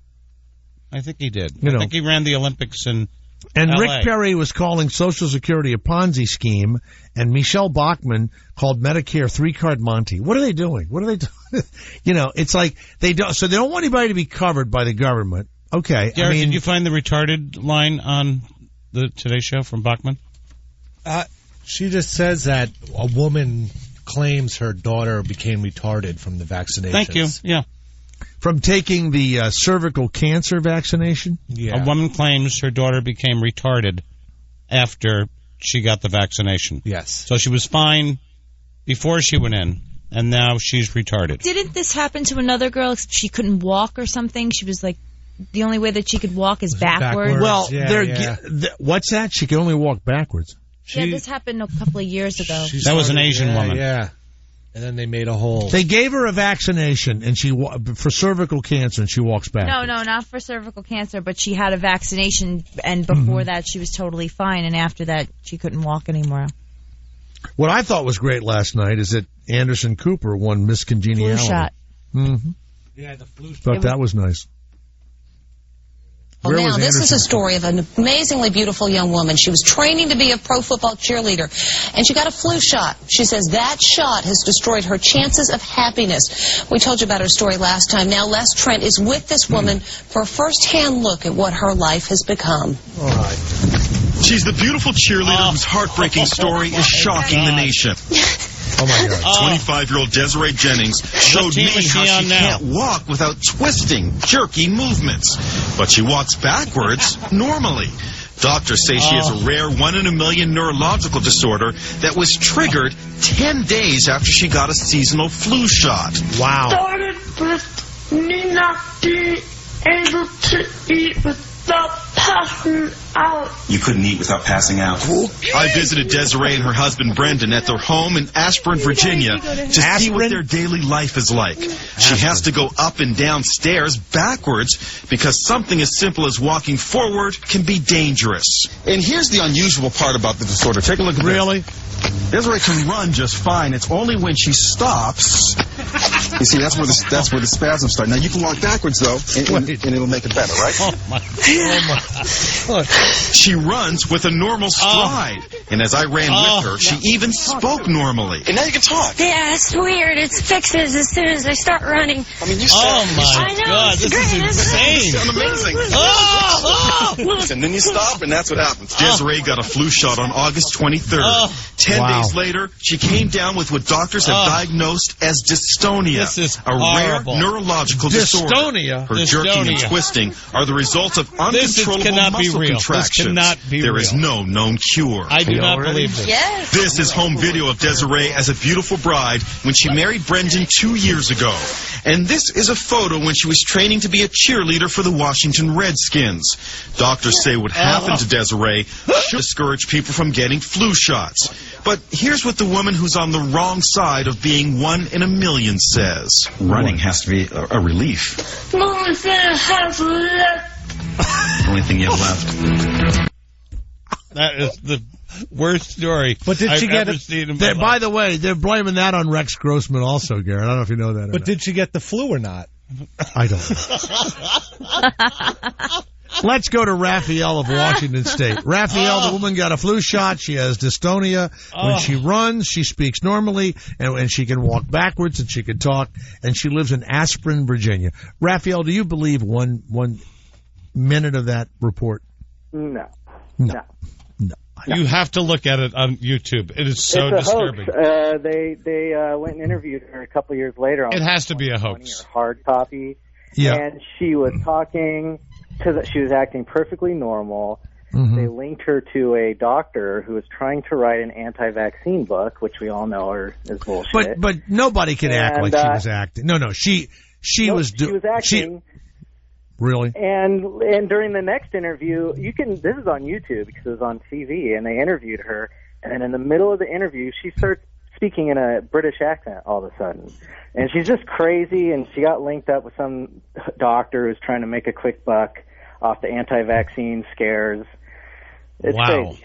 And and you guys got to look up Wobble Girl on YouTube. It's hilarious. Wobble Girl, 'cause it's her. That's her. dancing to music. That's Wobble her. Girl? Yeah, she's Wobble Girl. Well, no, but it's how to dance to dubstep. Wobble Girl. It's hilarious. Yeah, I could not think that was real. I mean, from the minute I watched it, I go, this cannot be. I'm laughing at this poor woman's insane. But she seems so deformed, right? Well, there's no such thing as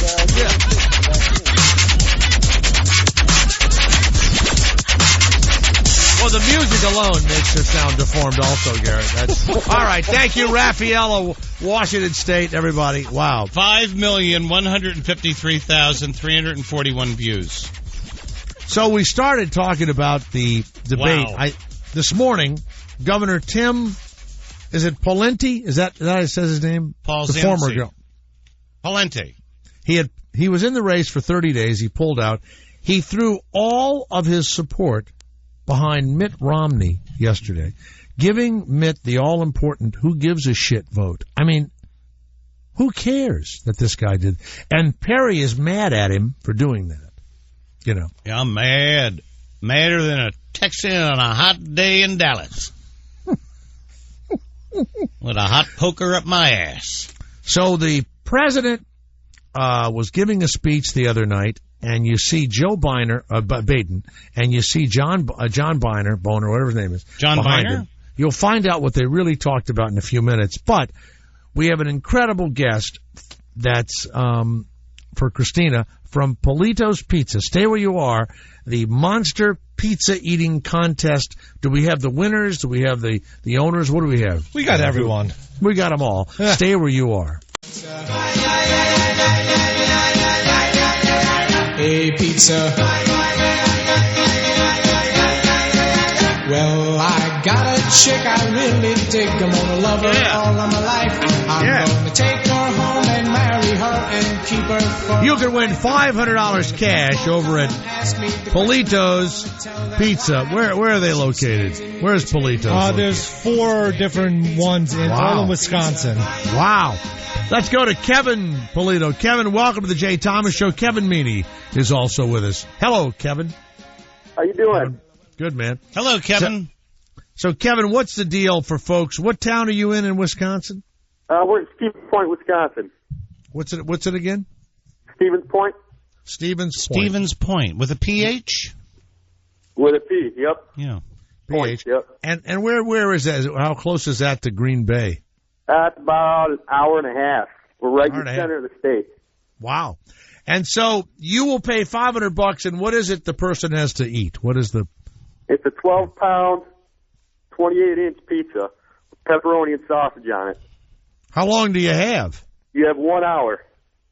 2 people, 1 hour. That doesn't sound difficult, but apparently it is. How many people have won the 500? It's pretty difficult. 2 groups have won it out of probably about 800 attempts. Wow. Yeah. And what's on the pizza? It's got 2 pounds of sausage, a pound of pepperoni, and 4 pounds of cheese. Kristina, are you wet now hearing all of this? Soaking wet. Okay. So you had 2 guys that did it or came close? Who do we have Randy and Eric. Did they win the 500? What happened? They won the 500. They actually did it in 9 minutes. What? 9 minutes, yep. Wait a minute. It's incredible. Randy, let's go to you first. Randy, where are you from? How you doing? I'm out of Overland Park, Kansas, right outside of Kansas City, Missouri. And Eric, where are you from? Eric? Can we get Eric on too? Eric, I'm sorry. Where are you from, Eric? Delano, Minnesota, which is just west of the Twin Cities. So, Eric, how did you and Randy from Kansas, you from Minnesota, how did you guys decide to go to Wisconsin to eat the pizza? Well, I just got started in this whole competitive eating game back in February, and a friend of mine were actually going to go to St. Louis and take on a pizza, and I just asked Randy for some tips, and we emailed back and forth and decided we could take down something that's never been taken down before. Wow. Now, Kevin, these guys are now, and I'm friends with I don't know if you know Joey Chestnut, you guys? Oh, yeah. Joey Chestnut. Oh, yeah, we definitely know of him. Well, do you know the Black Widow? Yeah, we know them all. The Black Widow is a little Asian girl that can destroy Joey Chestnut. Yeah. Now listen. Now hold on a second. We also Crazy Legs Conti comes on here all the time. Now, Kevin, these guys are professional eaters. That's really not what the contest was made for, right? No, but we didn't think it was going to be that hard for a normal person to come in and do it. Yeah, but these guys, this is Randy and Eric. I mean, it's like, come on. What are you going to do now, Kevin? Like professional eaters are going to start just converging on your place. I think it's good publicity. Yeah, good publicity. Really? Okay. All right. Yeah. Well, really, he doesn't have to worry about it too much because there's only about 5 or 6 people in the Midwest that really are actually decent eaters, so he doesn't have too much to worry about. So let's look at how Randy, when you look at a 12-pound pizza and it's 2 of you, how did you break up the work between the 2 of you to eat it? Well, it's pretty easy with a pizza. We just split it down the middle, and then at the end we'd figure out where we stood and just get it down as fast as possible. And I knew. Do you let it cool down first, or do you let it? Do you eat it piping hot? Oh yeah, no. When you eat it that fast, you've got to let it be cooled down. We let it fully cool down because if you start, a lot of the times if you're just doing it to eat it and you plan on doing it in like 45 minutes, you can start with a little hotter and just let it cool down as you go. But yeah, for what we do, you got to have it as cool as possible, or else you'll burn your mouth and it'll be harder to chew, and your times will be a lot worse. Yeah. Eric, did you eat more than Randy, or was it pretty much even between the two of you? I did ended up eating a little bit more. We split the last slice of each of our last big 4 slices into about half, and I had about a half of a big slice more. But do you put any salt on it, or salt and pepper? Do you spice it up a little bit? Oh, you don't do that. Yeah, when you're thinking about the flavor, you're going too slow. Yeah. Oh, really? So you're not going to even put a little, hot... And I'm sure there's enough sodium in that pizza that we didn't need any. Like hot Well, plates. let me tell you. When God made man did not chew his food. He swallowed it whole, just like the animals still do. We were talking about this earlier. Now, Kevin P., they did it in 9 minutes, and only another group has done it. Do you now change the contest? I mean, 1 hour, they could have eaten 2 pizzas in 1 hour, No, we keep it the same. Okay. Palitos. Now, Kristina, could you eat a 12-pound pizza, you and your boyfriend? No, Jay. Probably not. I'm just asking. I don't know. If you had an hour? I'm not a Hoover vacuum cleaner. I don't know why you think that I inhale everything. Well, no, you just like to eat stuff. I just do. wondered. I like to eat things. On Man vs. Food, the Adam Richman host guy, he can usually eat 6 to 7 pounds. Anything over that, he stops, and he's, so 6 pounds each is so he can good. eat 6 pounds of food in one sitting. They don't dunk it in water, do they? Like a hot dog? That would be 6 pounds of pasta. Randy, did you dunk it in water or eat it dry like it was? I try not to use water unless I actually completely have to, just to win. I usually don't, but Eric did dunk his crust a little bit. That's what he does. But what about the woman who consumed all the semen? Wasn't that? She was like she did gave oral sex, and she broke the world's record for having so much semen in her stomach. I thought that was Rod Stewart. Was that Rod Stewart? No. Stop. You guys have gone on a whole nother deal now. I'm glad I wasn't a part of that. Okay. Well, that was our big dick-eating contest a few years ago. And, she's consumed now, we're at Palido's Pizza. Go to PalidosPizza.com, and you'll see Randy and Eric. Now, you traveled from Minnesota and from Kansas. That had to cost you like $500 to get to the place to eat the pizza to win $500. Well, gas wasn't too bad, and then Kevin actually helped us out on some hotels and stuff like that, so it ended up being worth it. And then, we did plus we got the $500 for that, and then 3 days later we did another pizza in Minnesota and got $500 for that, so the trip ended up being worth it.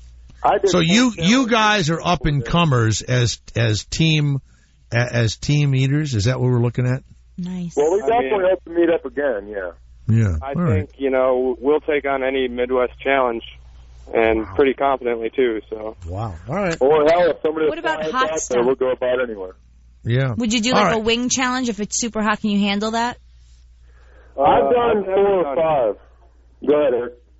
I've never done heat before, so that's a foreign concept to me, but I'd try it.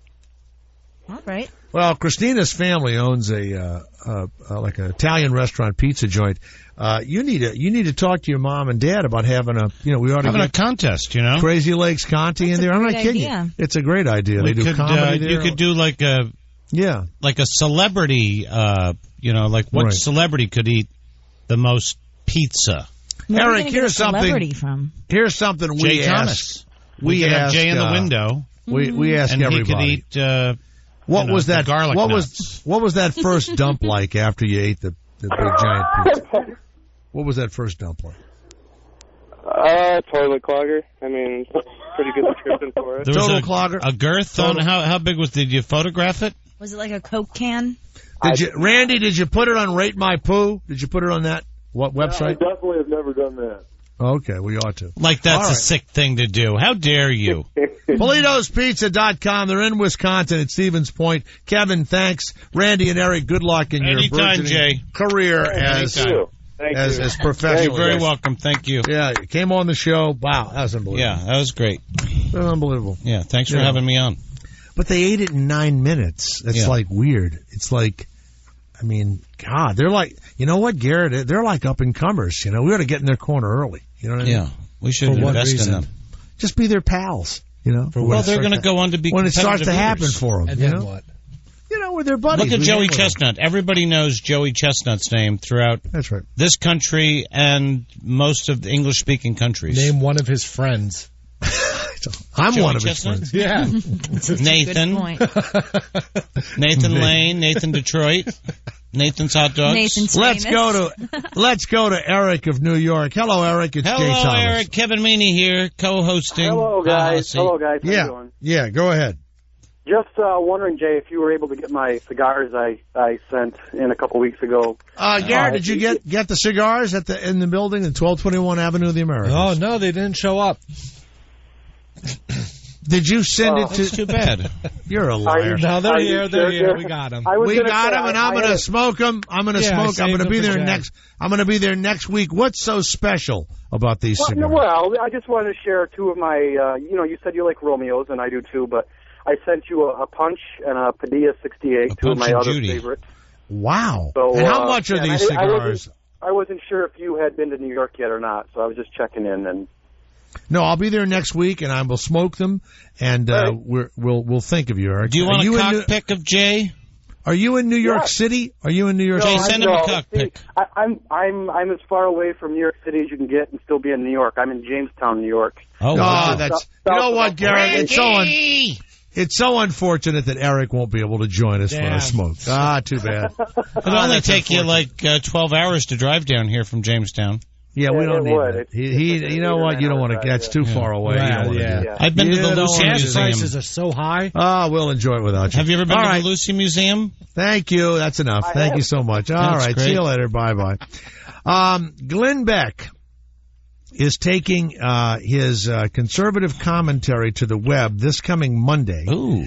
With his first episode of a 2-hour show. Viral. Now, wait a minute. No, it's on pay-per-view. Mm-hmm. You cannot get it. You cannot get it for free, and he already has 250,000 subscribers who pay between $5 and $10 a month.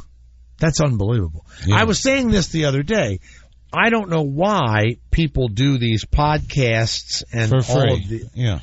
Yeah, I don't. I think it's nuts. I mean, that's a lot of money. Mm-hmm. If you did it for 50 cents a month, right, and you got 200,000 people, that'd be $100,000 a month you would make. I'm going to go for 50 cents, maybe 25 cents a month.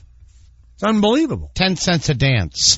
That's what I'm going for. 10 cents a dance. GBTV will be the online network.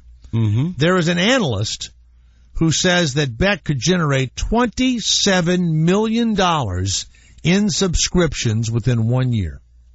That is he might become the first $100 million a year man on the internet. What about Bieber? No, he doesn't charge for you to hear what he's saying on the internet. Oh. He's charging. That's what I keep saying. It's like Adam Carolla. They go, whoa, he's got 10 million people. He doesn't charge anything. Yeah, but he gets advertisers. Maybe. Yeah. Who knows what they pay him? Toyota. It's fucking genius. Oh, Toyota. Fucking genius. Adam Carolla. We love Toyota. I got to tell you, that's what you do. You got to charge. And you know what else? I don't want people to look at anything or hear anything I'm saying for free. That's why, Kristina, when you ask me why am I not on Facebook? Why am I not on Twitter? Because this is what I do for a living. You're on Facebook. Yeah, but I mean, this is what I do for a living. I don't say anything really good unless I'm being paid. Yeah, but maybe if you went on Twitter, people wouldn't start knowing what you're doing. No, that's for free. No because interest. They're not listening to the show. No interest. You know? Oh, I'm making myself laugh today. You know? No, I have no interest in sharing, like the thing about, chewing today. You know what I'm saying? Right. Animals chew. People had to pay their monthly subscription to listen to us. Yeah. You know. So did all of that change? Did all of this change when you came over to satellite because you didn't pay for the radio that you were on before? I got paid to talk. So what I mean is I don't talk without a paycheck. Oh, I see what you're saying.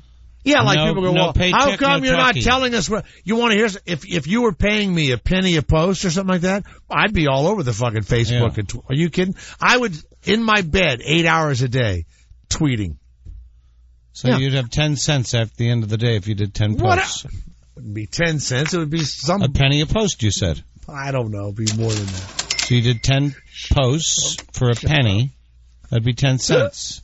None of these sound effects mean anything. There are no more cash registers. It's $36 a year, Kevin. Yep, $36 a year. Thank you. Garrett with the quick math. Yeah. Look. I love people, but I love money more. I love money more. That's all. You're such a people person. I'm a money person. Here we go. He loves Be right strangers. Back.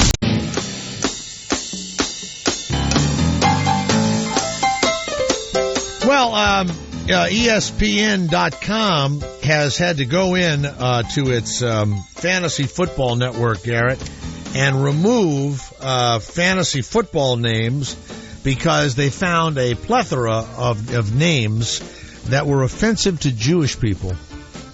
Did you read this? What, like team names? Team names. Jews are immoral, Jews are terrible, and Jews love pennies. Those are some of the names. Can you imagine? You can call your team whatever you want.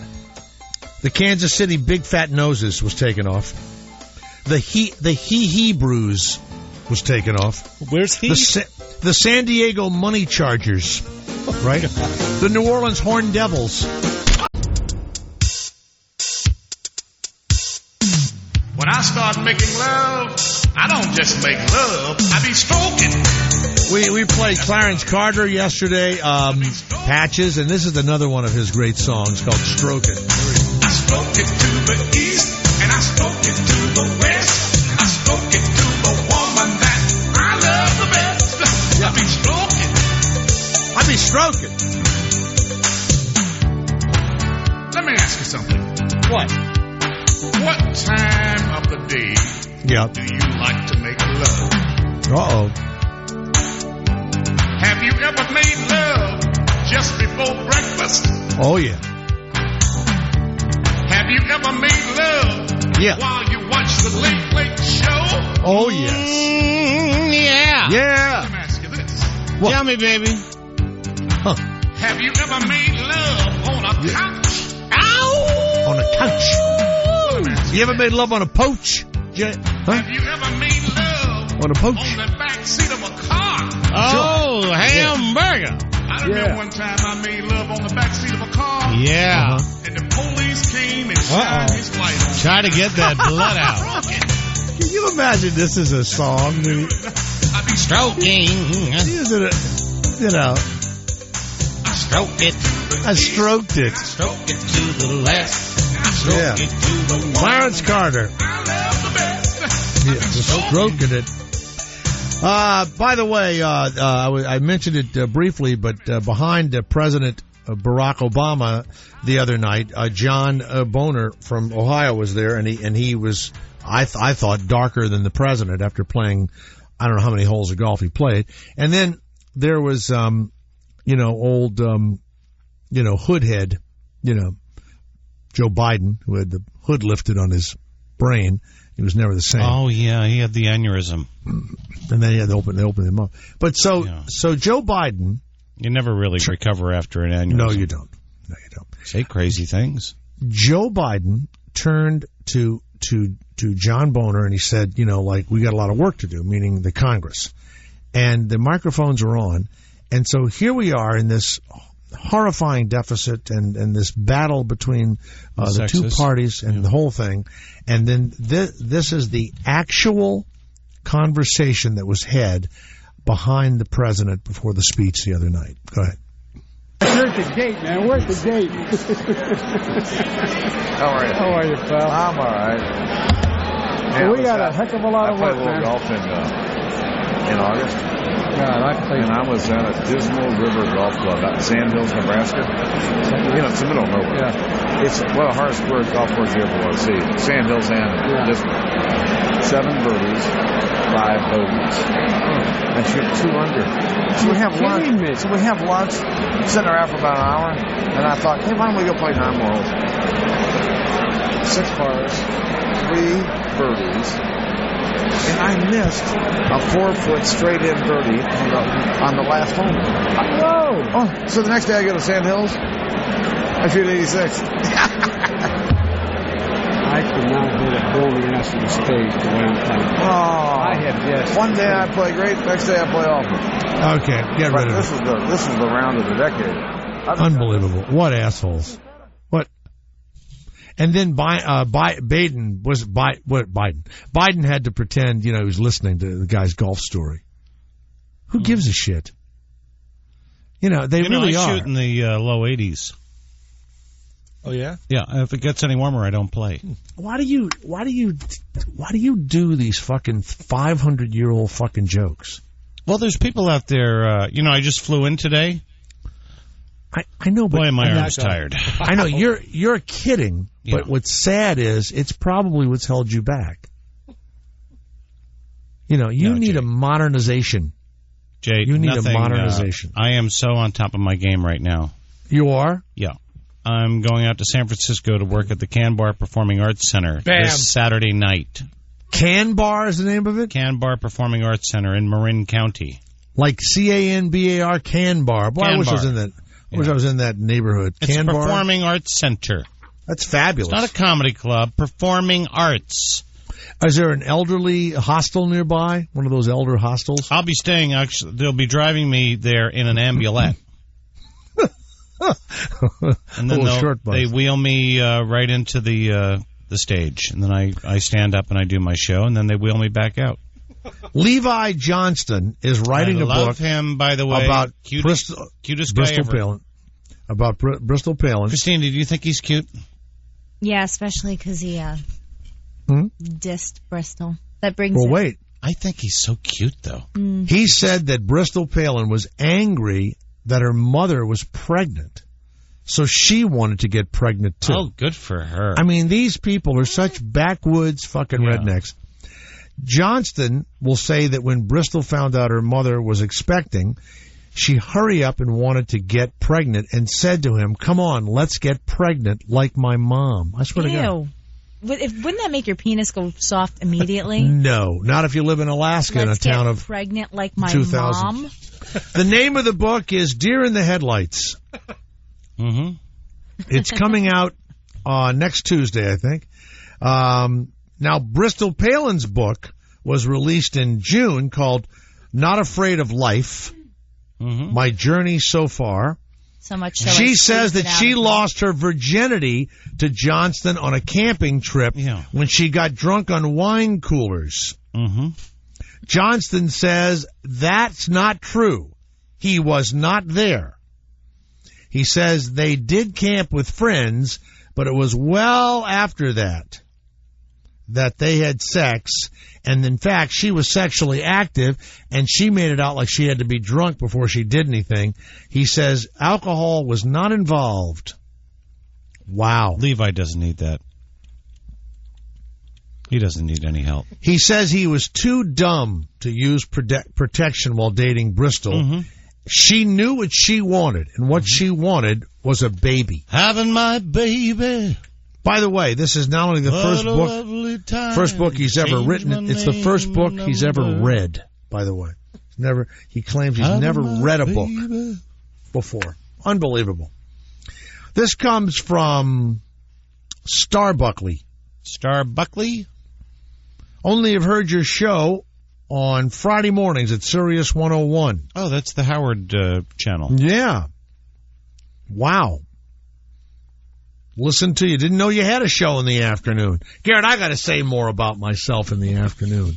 on that Friday morning show. Or it should be like during the commercials or something. Just have a little... Yeah, listen to Jay and his wacky friends every afternoon at 3 to 6 Eastern Standard Time. Sirius XM. Perfect. Dear Jay, have you gone to see Contagion? No. I would never. That's I wouldn't use. It's a guy sneezes and it spreads all over the world. Oh, I hear it's really good though. Nah. Jennifer Aniston's in it. I just, you know, is she in it? Everybody's in it. You know, it's like Measles the musical. I won't go see that either. Measles, we've all got measles, and we're dancing all night long. Gwyneth. Now, I'm going to go over a bunch of stories that I've wanted to talk about for quite a while. And, Kevin, you can, comment on them. Are you ready? Certainly will, Jay. Here we go. Japanese official has been forced to resign over a radiation joke. Mm-hmm. His name, Mr. Noda is the prime minister, and it's his first political setback. Yoshio Achiru has had to step down as the industry minister. What did he say, Jay? He went to visit the nuclear power plant, and he had to wear the white suit Fukushima? and the hat. He had to wear the white suit and all that. And when he came out and the reporters were waiting for him, he moved as if he was going to rub his sleeve on a reporter and said, "Look out, radiation." Yeah. And they fired him. Come on. That's funny. And the reporter got all nervous and dropped his pad or his recorder or some shit like that. I was with Jim J. Bullock doing Hairspray, and he was bleeding on his arm, and he started chasing me around going, "I've got AIDS, I've got AIDS." I was like, "Get away from me. No, are you afraid of my blood?" Oh, my God. Good thing he wasn't in China. Yeah, right. Chinese teenagers are now selling their own kidneys to get iPads. Oh, I'm doing that. I put my kidney up on Craigslist last night. They get $3,000. Mothers are going crazy. Yeah. One son came home, lifted his shirt up to show his mother the scar and his new iPad, and she said, "I felt like sky crashing down on family." That's how they talk over there. Yeah. Right. The Smurfs are racist and anti-Semites. That is true. That's been known for many, many years. A guy in Paris says he has a new book, says the blue childlike forest-dwelling creatures represent the archetype of totalitarian society imbued with Stalinism and Nazism. You took the words out of my mouth, Doc. I mean, my kids have watched it. What do you remember about the Smurfs, Christina, that would be anti-Semitic or... Gargamel. They hated Gargamel. He had a hook kind of nose. We almost said he was a big Jew. That's what you almost said. I'm just saying. He hated Gargamel. Oh. They all did, yeah. They say, look, you're right. Ugly, dirty, with a hooked nose and fascinated by gold. Yep. Wow. Ooh. Man. What about SpongeBob? He's in the news, too. Yeah, they say that if you watch SpongeBob, that it impairs your thinking. I can't even talk after I watch SpongeBob. People say the phone will ring, and I'll answer, and I'll go, "Ah! Ah!" They'll go, "SpongeBob," and I go, "Ah!" That's how it affects me. The University of Virginia's Department of Psychology... I'm going to put that up on YouTube. ...had children watch the fast-paced cartoon, and they split the children up, 64-year-olds in 3 groups. Mm-hmm. They watched 9 minutes of the fast-paced, very popular, fantastical cartoon about an animated sponge that lives under the sea. After 9 minutes, they tested their brain power, and they had slowed down from before they watched it. Okay? The people that make SpongeBob at Nickelodeon responded that having 60 non-diverse kids who are not part of the show's targeted demo watch 9 minutes of the programming is a questionable methodology. Yeah, especially, you've got to watch the episode. And the whole thing? Plankton is my favorite character. When Plankton and Mr. Krabs get it, have their scenes together, there's nothing funnier. Patrick, Sandy the squirrel, I love also. Don't mess with Texas. She's from Texas. When my Patrick show is great. came on today at 3 p.m. on Dr. Phil, Casey Anthony's parents were having their first exclusive interview. Oh, yeah. Now, what do you think he paid him for that? Oh, I would say a couple of $1 million. Had to. Yeah. Garrett, is there any audio of that yet? Was it yesterday or today? No, today. Today. Dr. Phil. Dr. Phil, 3 o'clock today. I'd love to hear that. Yeah. All they're going to say is no, right? They're just going to say, I didn't do it, and, all of that stuff, right? So, fatherhood. Did you ever have sexual relations with your daughter, Casey? No. He'll say no. No, it's all crazy. Did she ever say your penis? No.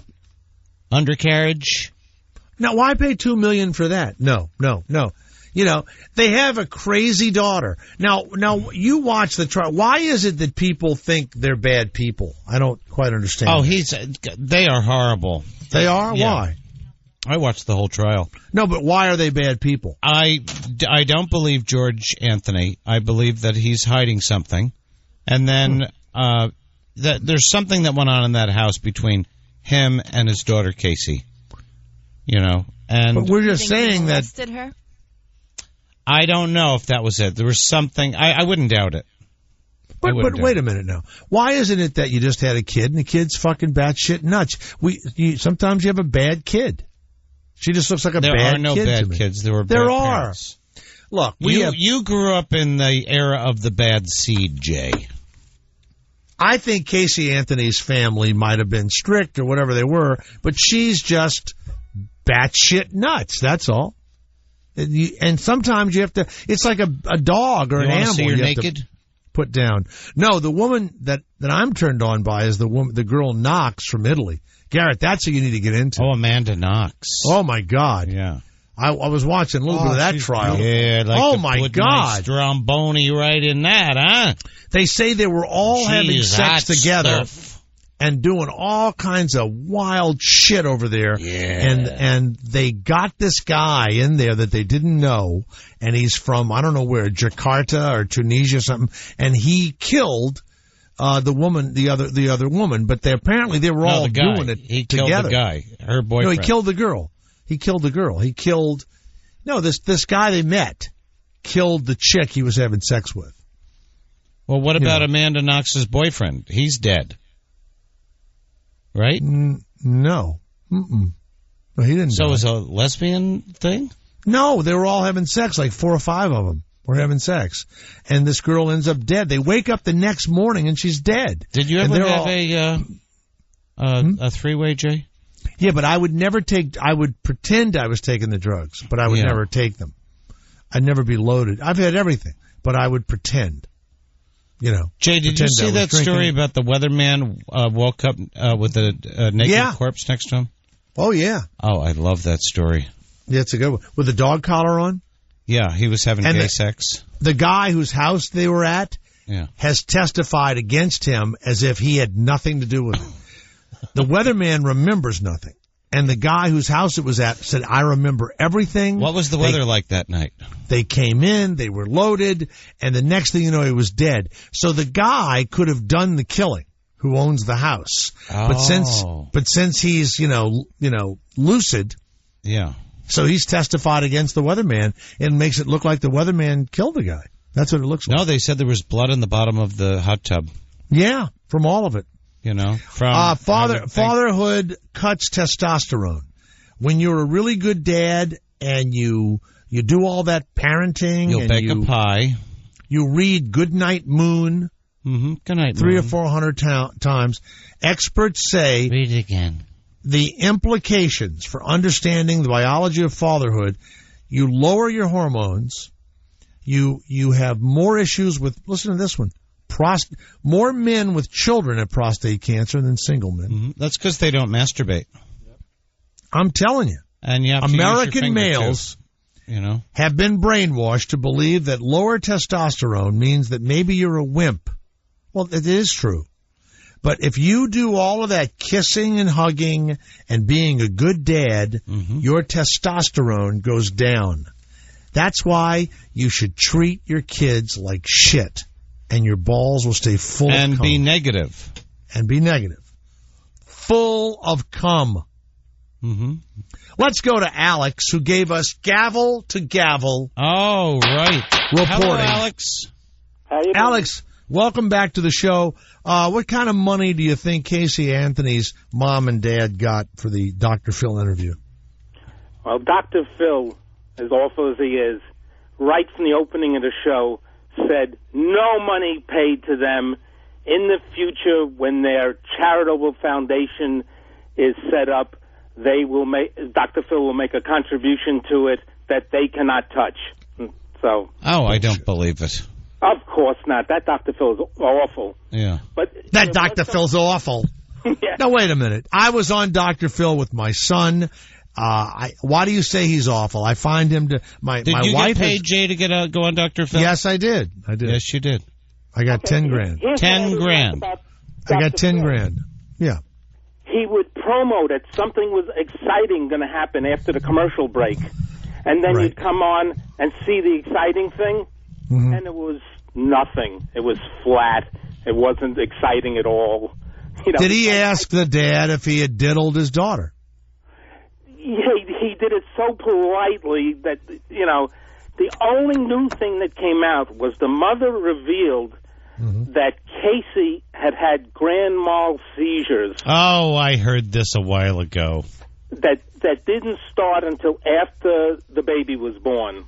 And she was speculating maybe she has a brain tumor, maybe she has postpartum psychosis. Right.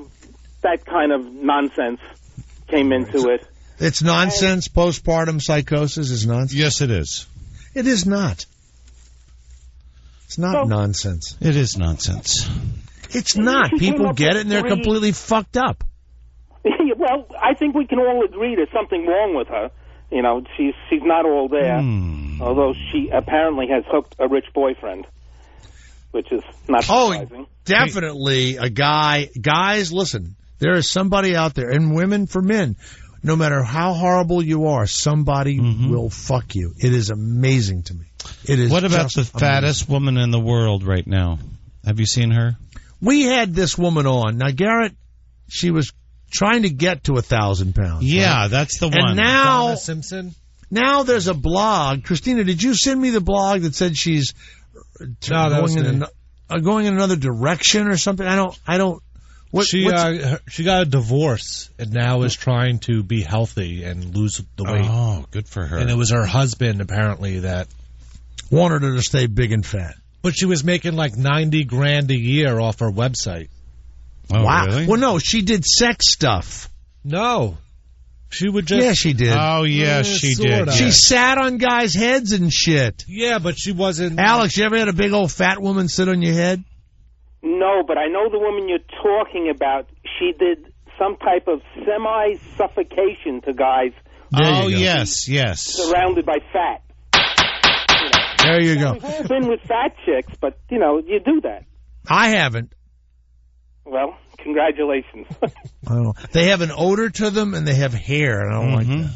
They do have an odor. Yeah, but when you're real young, you can always get at least a hand job. A fat chick. Well, at least go there was a really mean fullback from a public school, and his sister and I went over there, and I was so nervous he was going to come home, I couldn't do anything. Did she have a fullback?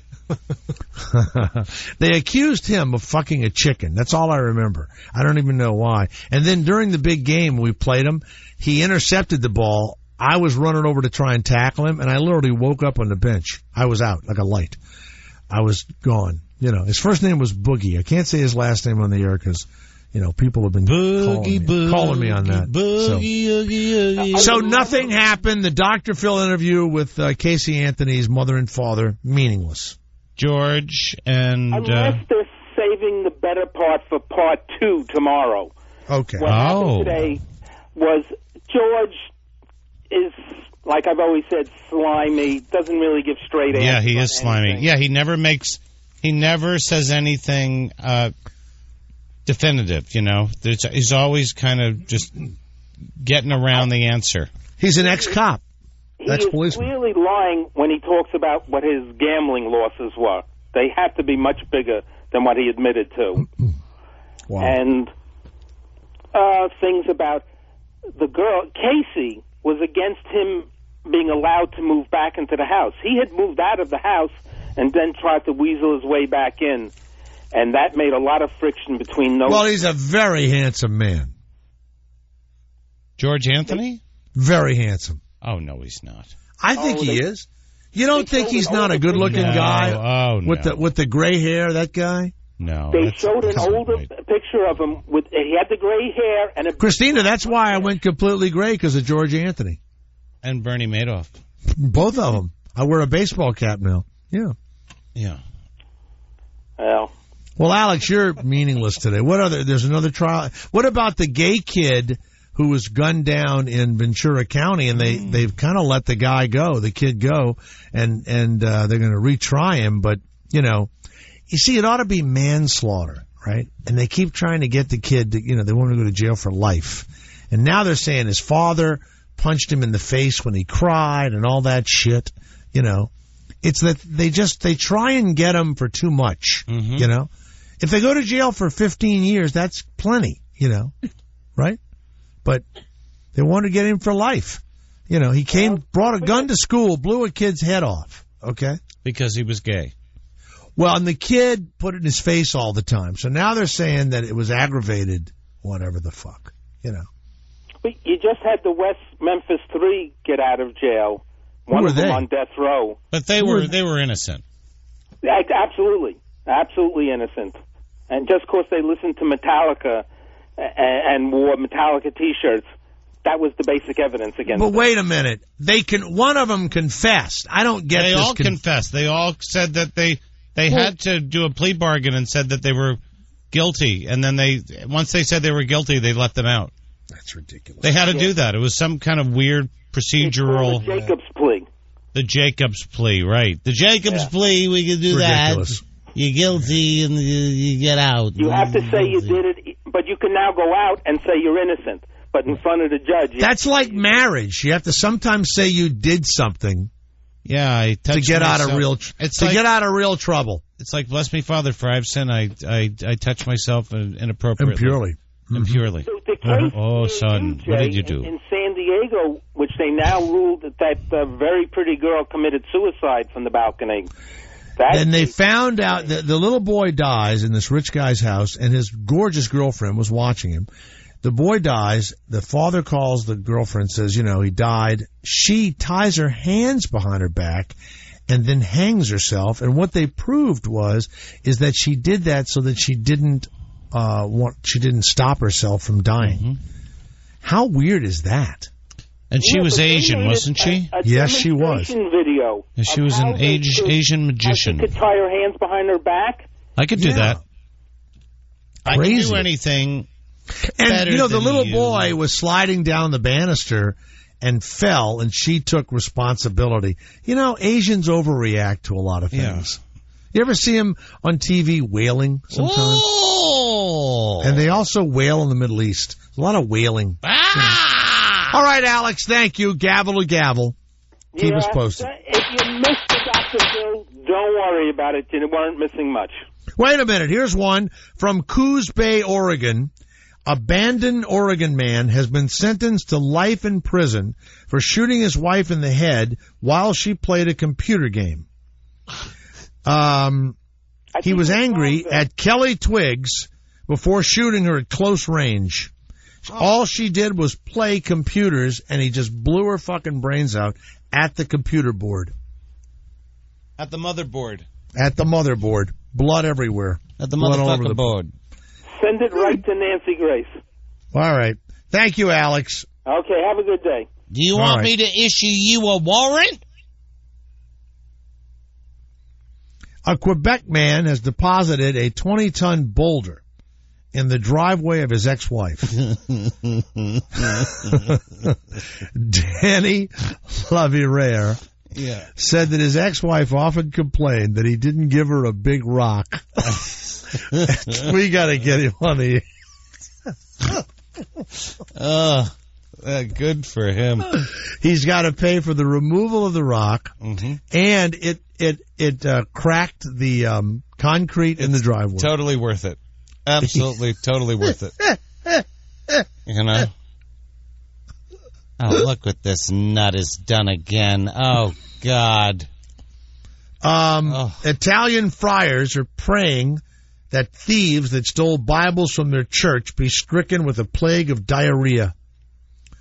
They asked the congregation. That song, diarrhea. That's right. Dot, dot, dot. We can't put up with these thieves any longer. Cha-cha-cha. Lord, cha-cha-cha. Lord, please strike them with diarrhea. My God. Jay, you have to have on, here's a guest that I want you to have on. Sure. His name is Martin Olson, and the book is just out now. They just had a book signing party the other day. It's called The Encyclopedia of Hell. Get him on. And it is a great, great book. And, you know, it's the complement to the Bible, but it's on the other side. It's so evil and so wonderfully funny. And you should actually get a copy.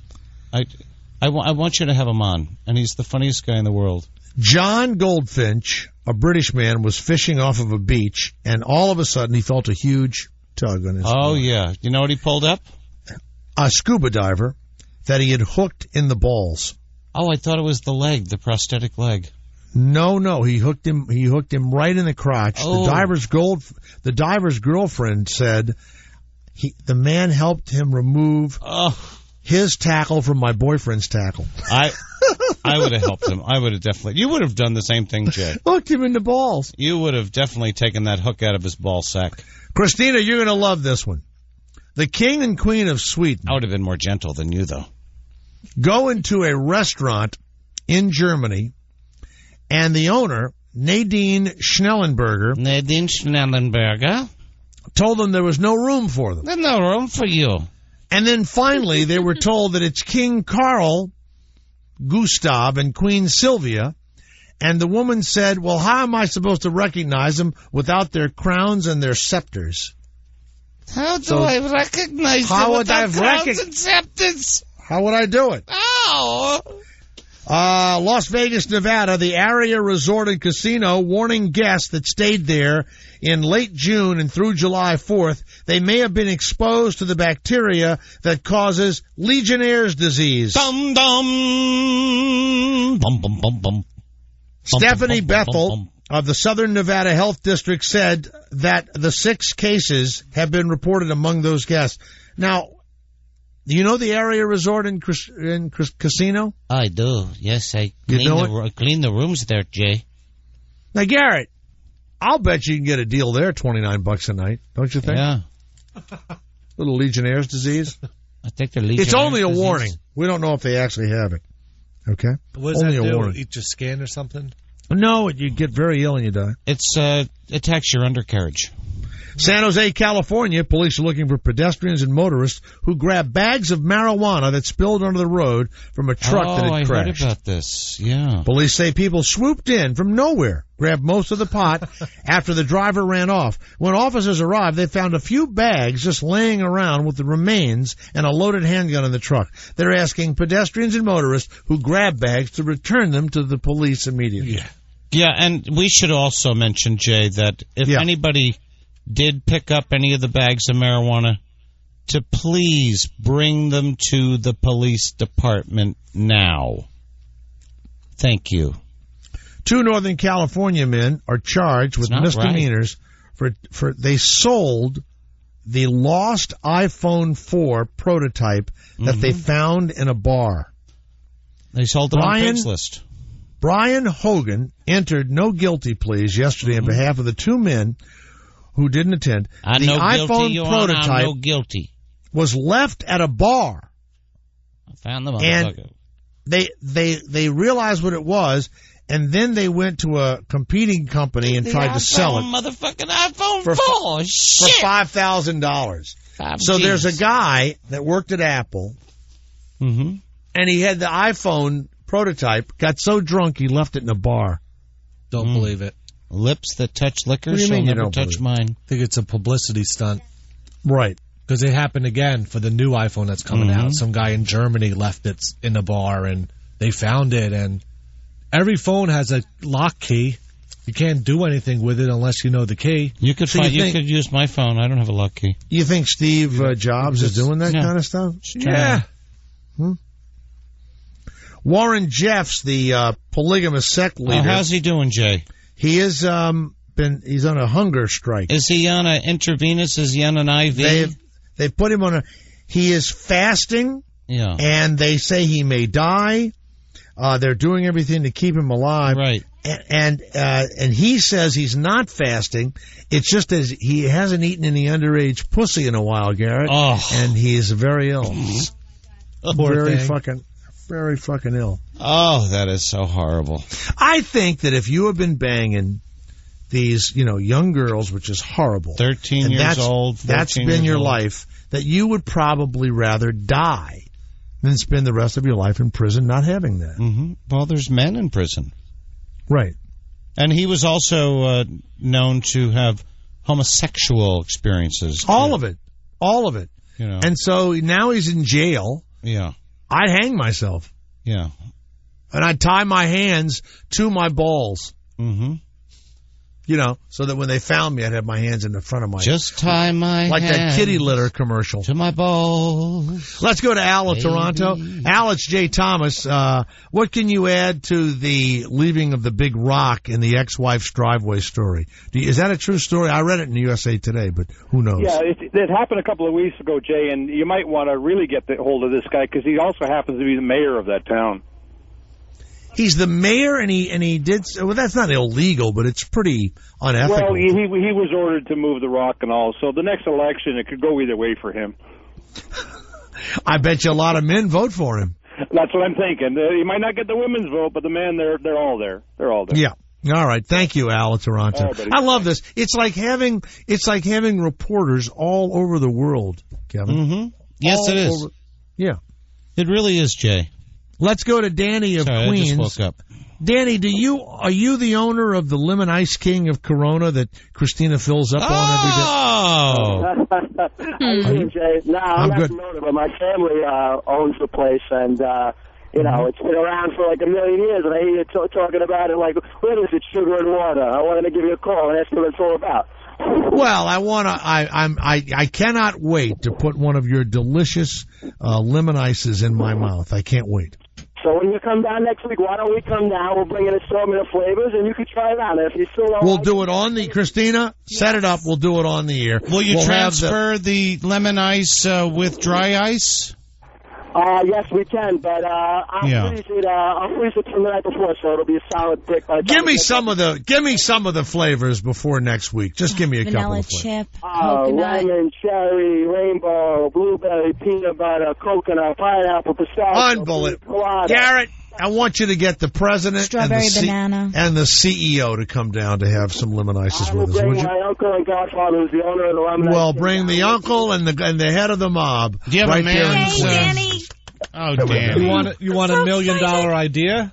What's $1 million idea? What's $1 million idea? Sell just the bottom of the ices. Oh, you are so right. Thank you very much. You flip that over, it's like, I'll take 10%. You mean the liquid, the thick liquid? It kind of melts and then it freezes and then it's so good. Now, I'm going to tell you something that you're not going to believe. $1 million idea. Get the top of the custard also. I like what they talk. I have never had, and I've never had one of those. You've never had a lemon ice? Never. You've never had an Italian ice? Never.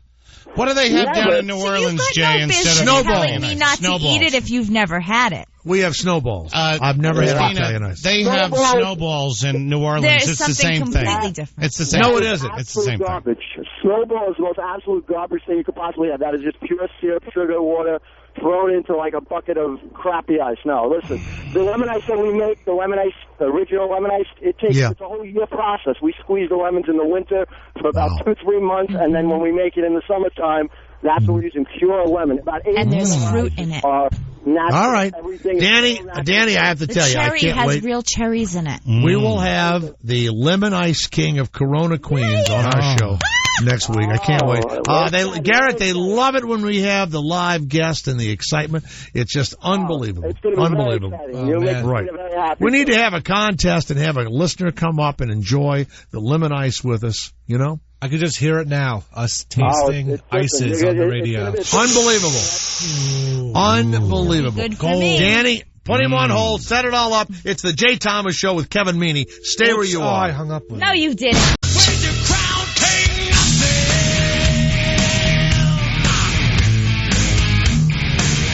Let's go to Don of Phoenix, Arizona. Don, are you enjoying the show today? Everything just working for you today? Well, you know, Jay, it really does, but then I hear this voice that really just it's not goose pimples, it's the nails on the chalkboard, and that would be Mr. Meaney, and please, Ira and Shuley would run over him.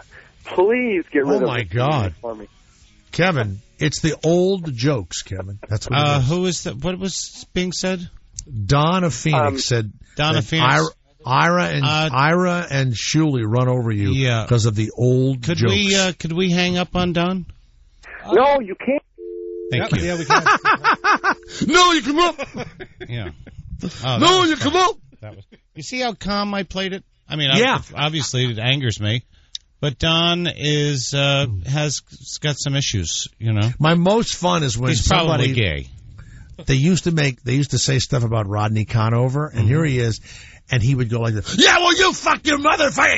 He was unable to think of anything halfway like the first like one was always inventive. He couldn't. It got him so mad that someone didn't like him. You know. It still does. He takes himself off Facebook. Like, if I post a thing about how the show's on and I tag him on it, if they shit all over him, he removes himself from the post. Oh, he goes nuts. Oh, good. Yeah, and he has like an 8x10 glossy, yeah. And I don't know where he got those teeth from. He gets them like with some crazy teeth. You know, he got them on Craigslist.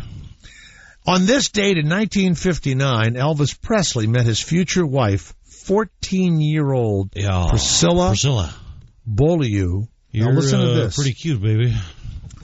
Her dad was the colonel of the post where he was stationed. He began dating her. How old was he? I was, somewhere 25, 20-something, yeah. And the father, when she was 16, allowed her to move to Memphis because Elvis promised never to touch her inappropriately until she became of age. Until she was a real woman. So the stupid fucking father, who's the colonel, was an idiot. That's right. 14. Now, Elvis didn't go to jail like Warren Jeffs. That's right. Tupac Shakur died on this date in 1996. He was 25. Tupac Shakur. They teach him now in colleges. They teach his lyrics. Can you name any of his lyrics? What about you, Garrett? No. Tupac's lyrics? California. How does that go? How's it go? We are living in the city of Compton, California. How to party. Yeah. Wow. In the city. What's that? What is the significance of that song? Why are they teaching that in school? In colleges. You can take... We are living in California, city of Compton, yeah. Why do you turn everything into a 1939 musical? That's what I don't... I just sang his lyrics, that's all. That's all. What about grab your Glocks when you see Tupac, call the cops when you see Tupac? Grab your Glock when you see two cops. Grab your Glock when you see two cops.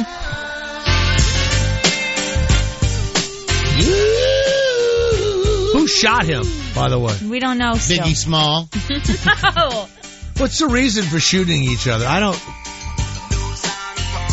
They rap on each other, and I love when, I guess it was... Perry was trying to be hip, and they asked him about rap music, and he said he listened to Bob Marley. Yeah. You know. Yeah, Rick listen Perry. to Bob Marley. He's Yeah, crazy. that's not rap, you idiot. That's black.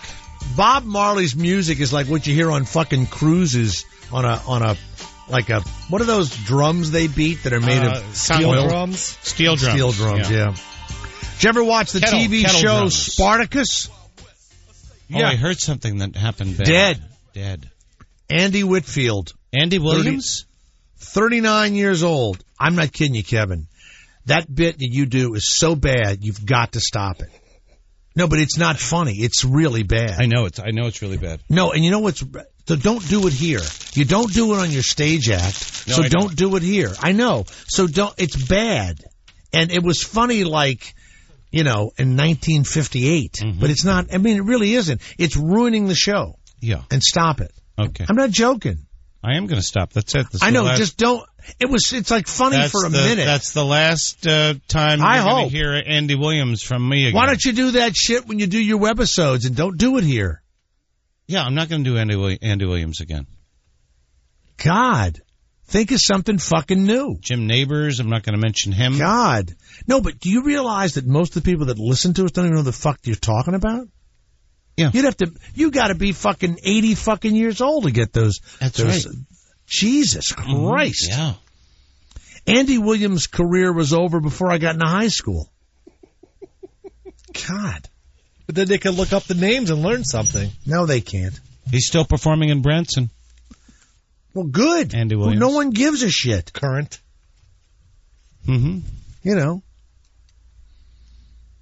It's unbelievable. I've told you, it's enough already. Yep. Kristina slurping down fucking ices. You doing 300-year-old material. Yep. And I'm hanging on by my goddamn fucking You know what I'm doing right now? fingernails over here. You know who I'm doing right now when I'm going, yep? What? You know who that is? I don't know who it is. Why don't you have a caller? Mr. Ed? You're doing No. Mr. Ed. Why don't you have a caller identify that impression? Yep. Yep. That's Gary Cooper. That's Gary Cooper, yeah. I didn't say it. Nobody gives a shit. I did not say that. Why are you bringing up Gary Cooper? I know who they are, but no one gives a shit. Yeah, yep. No, you know what's weird? I had a newsman once in New York, and he would always get the mayor and the governor wrong. Whoever the mayor was, he would do a Mayor Yeah. Cuomo and Governor Koch. No, he would do like Mayor LaGuardia or Governor, and it was. They're stuck in another time that they wish they lived in. Governor Jim Beam. You know what? You need to move. You and your 12-year-old boyfriend talk about people from 1940. Yeah, we were just discussing. We had a whole bunch of people over last night. We were discussing I Married Joan. Now, I don't even know what that means. It's a sitcom that was on in the 50s. And never heard of it. We had a symposium over there. Down in New Orleans, we didn't get any fringe sitcoms. Mm-hmm. Okay, we got like three channels, and that was it. Yeah. Well, who am I doing right now? Carol Channing. No, that was Jackie O. No, you know what? Listen. She's very... Probably she's in the if news. you were doing some show and the audience was, a bunch of gay people, for some reason they like to live in the past when they think the world, I don't know what. When the world hated them. What, even more. Why they think Liza...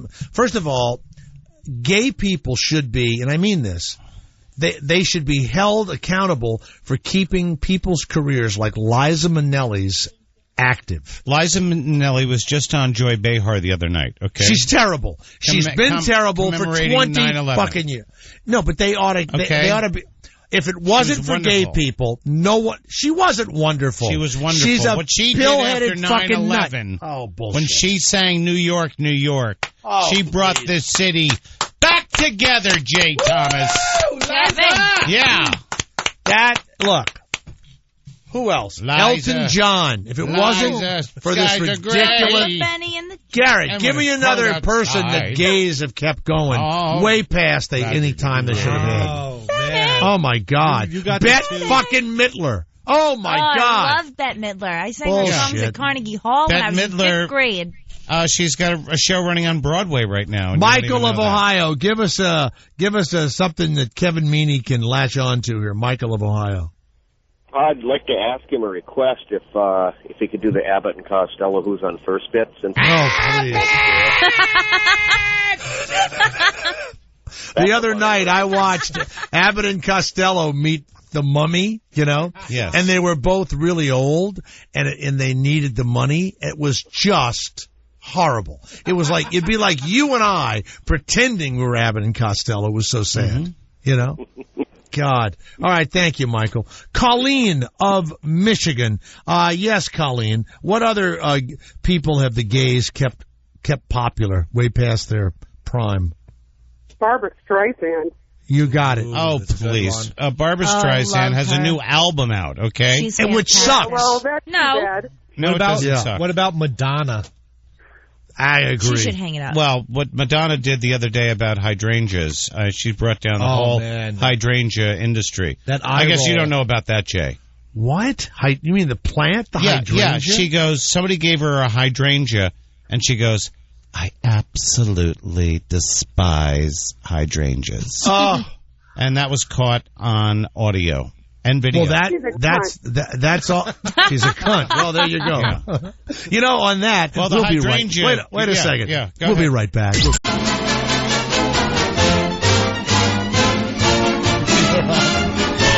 Hello, Mr. and Mrs. America, and welcome to Ways Back Before. Hello, Carlton Arms. Hold on, please. Hello. Yes, sir, Carlton Arms. Mr. Johansson, hold on, please. Yeah. Are singing it is sometime. Unbelievable. And just running soft and low. I know that you. Poor Kevin Meaney. If only he'd lived 50 years ago. I mean, like, if only he'd been 50 years ago. How I love you, my dear old Swanee. Right. You know why this music hasn't made it into modern times? It fucking sucked back then. I actually even love my mammy. Jesus Christ. Take it out. Let's go to Special Ed. Yes, why do you call How you doing? why do you call yourself Special Ed? Something wrong with you? Well, that's a name that the ladies gave me. They call me. Oh, really?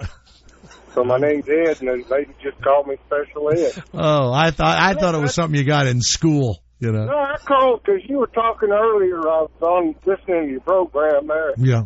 You was talking earlier about that young lady there, her weight, and I was just thinking that was kind of disrespectful to be. Thank you, Ed. If her daddy was listening, I bet he didn't appreciate that. No, he doesn't. Her daddy is listening, and he's preparing a big, giant 4-cheese pie for her right now. Yeah, her daddy does not appreciate that. Ed, I appreciate it. Thank you. Christina, what are your plans for dinner in the next 10 minutes? What do you got planned? Boil your balls into a pot. There you go. And then you hear that, stab Special them Ed? with my fork. She's not so nice, Special Ed. Well, look, have you ever been with a fat gal? Because if no. you ever treat one of them right. Wait, I'm not fat. Really? Yes. She's not fat. She just eats a lot. That once you treat a fat girl good, they're with you forever, Ed. That's correct. That's like a little puppy dog. You know what, Ed? Fat girls give the best blowjobs. You know what, Ed? You have changed my mind completely. Thank you so much. All right. Another piece of cake, Christina. Stone.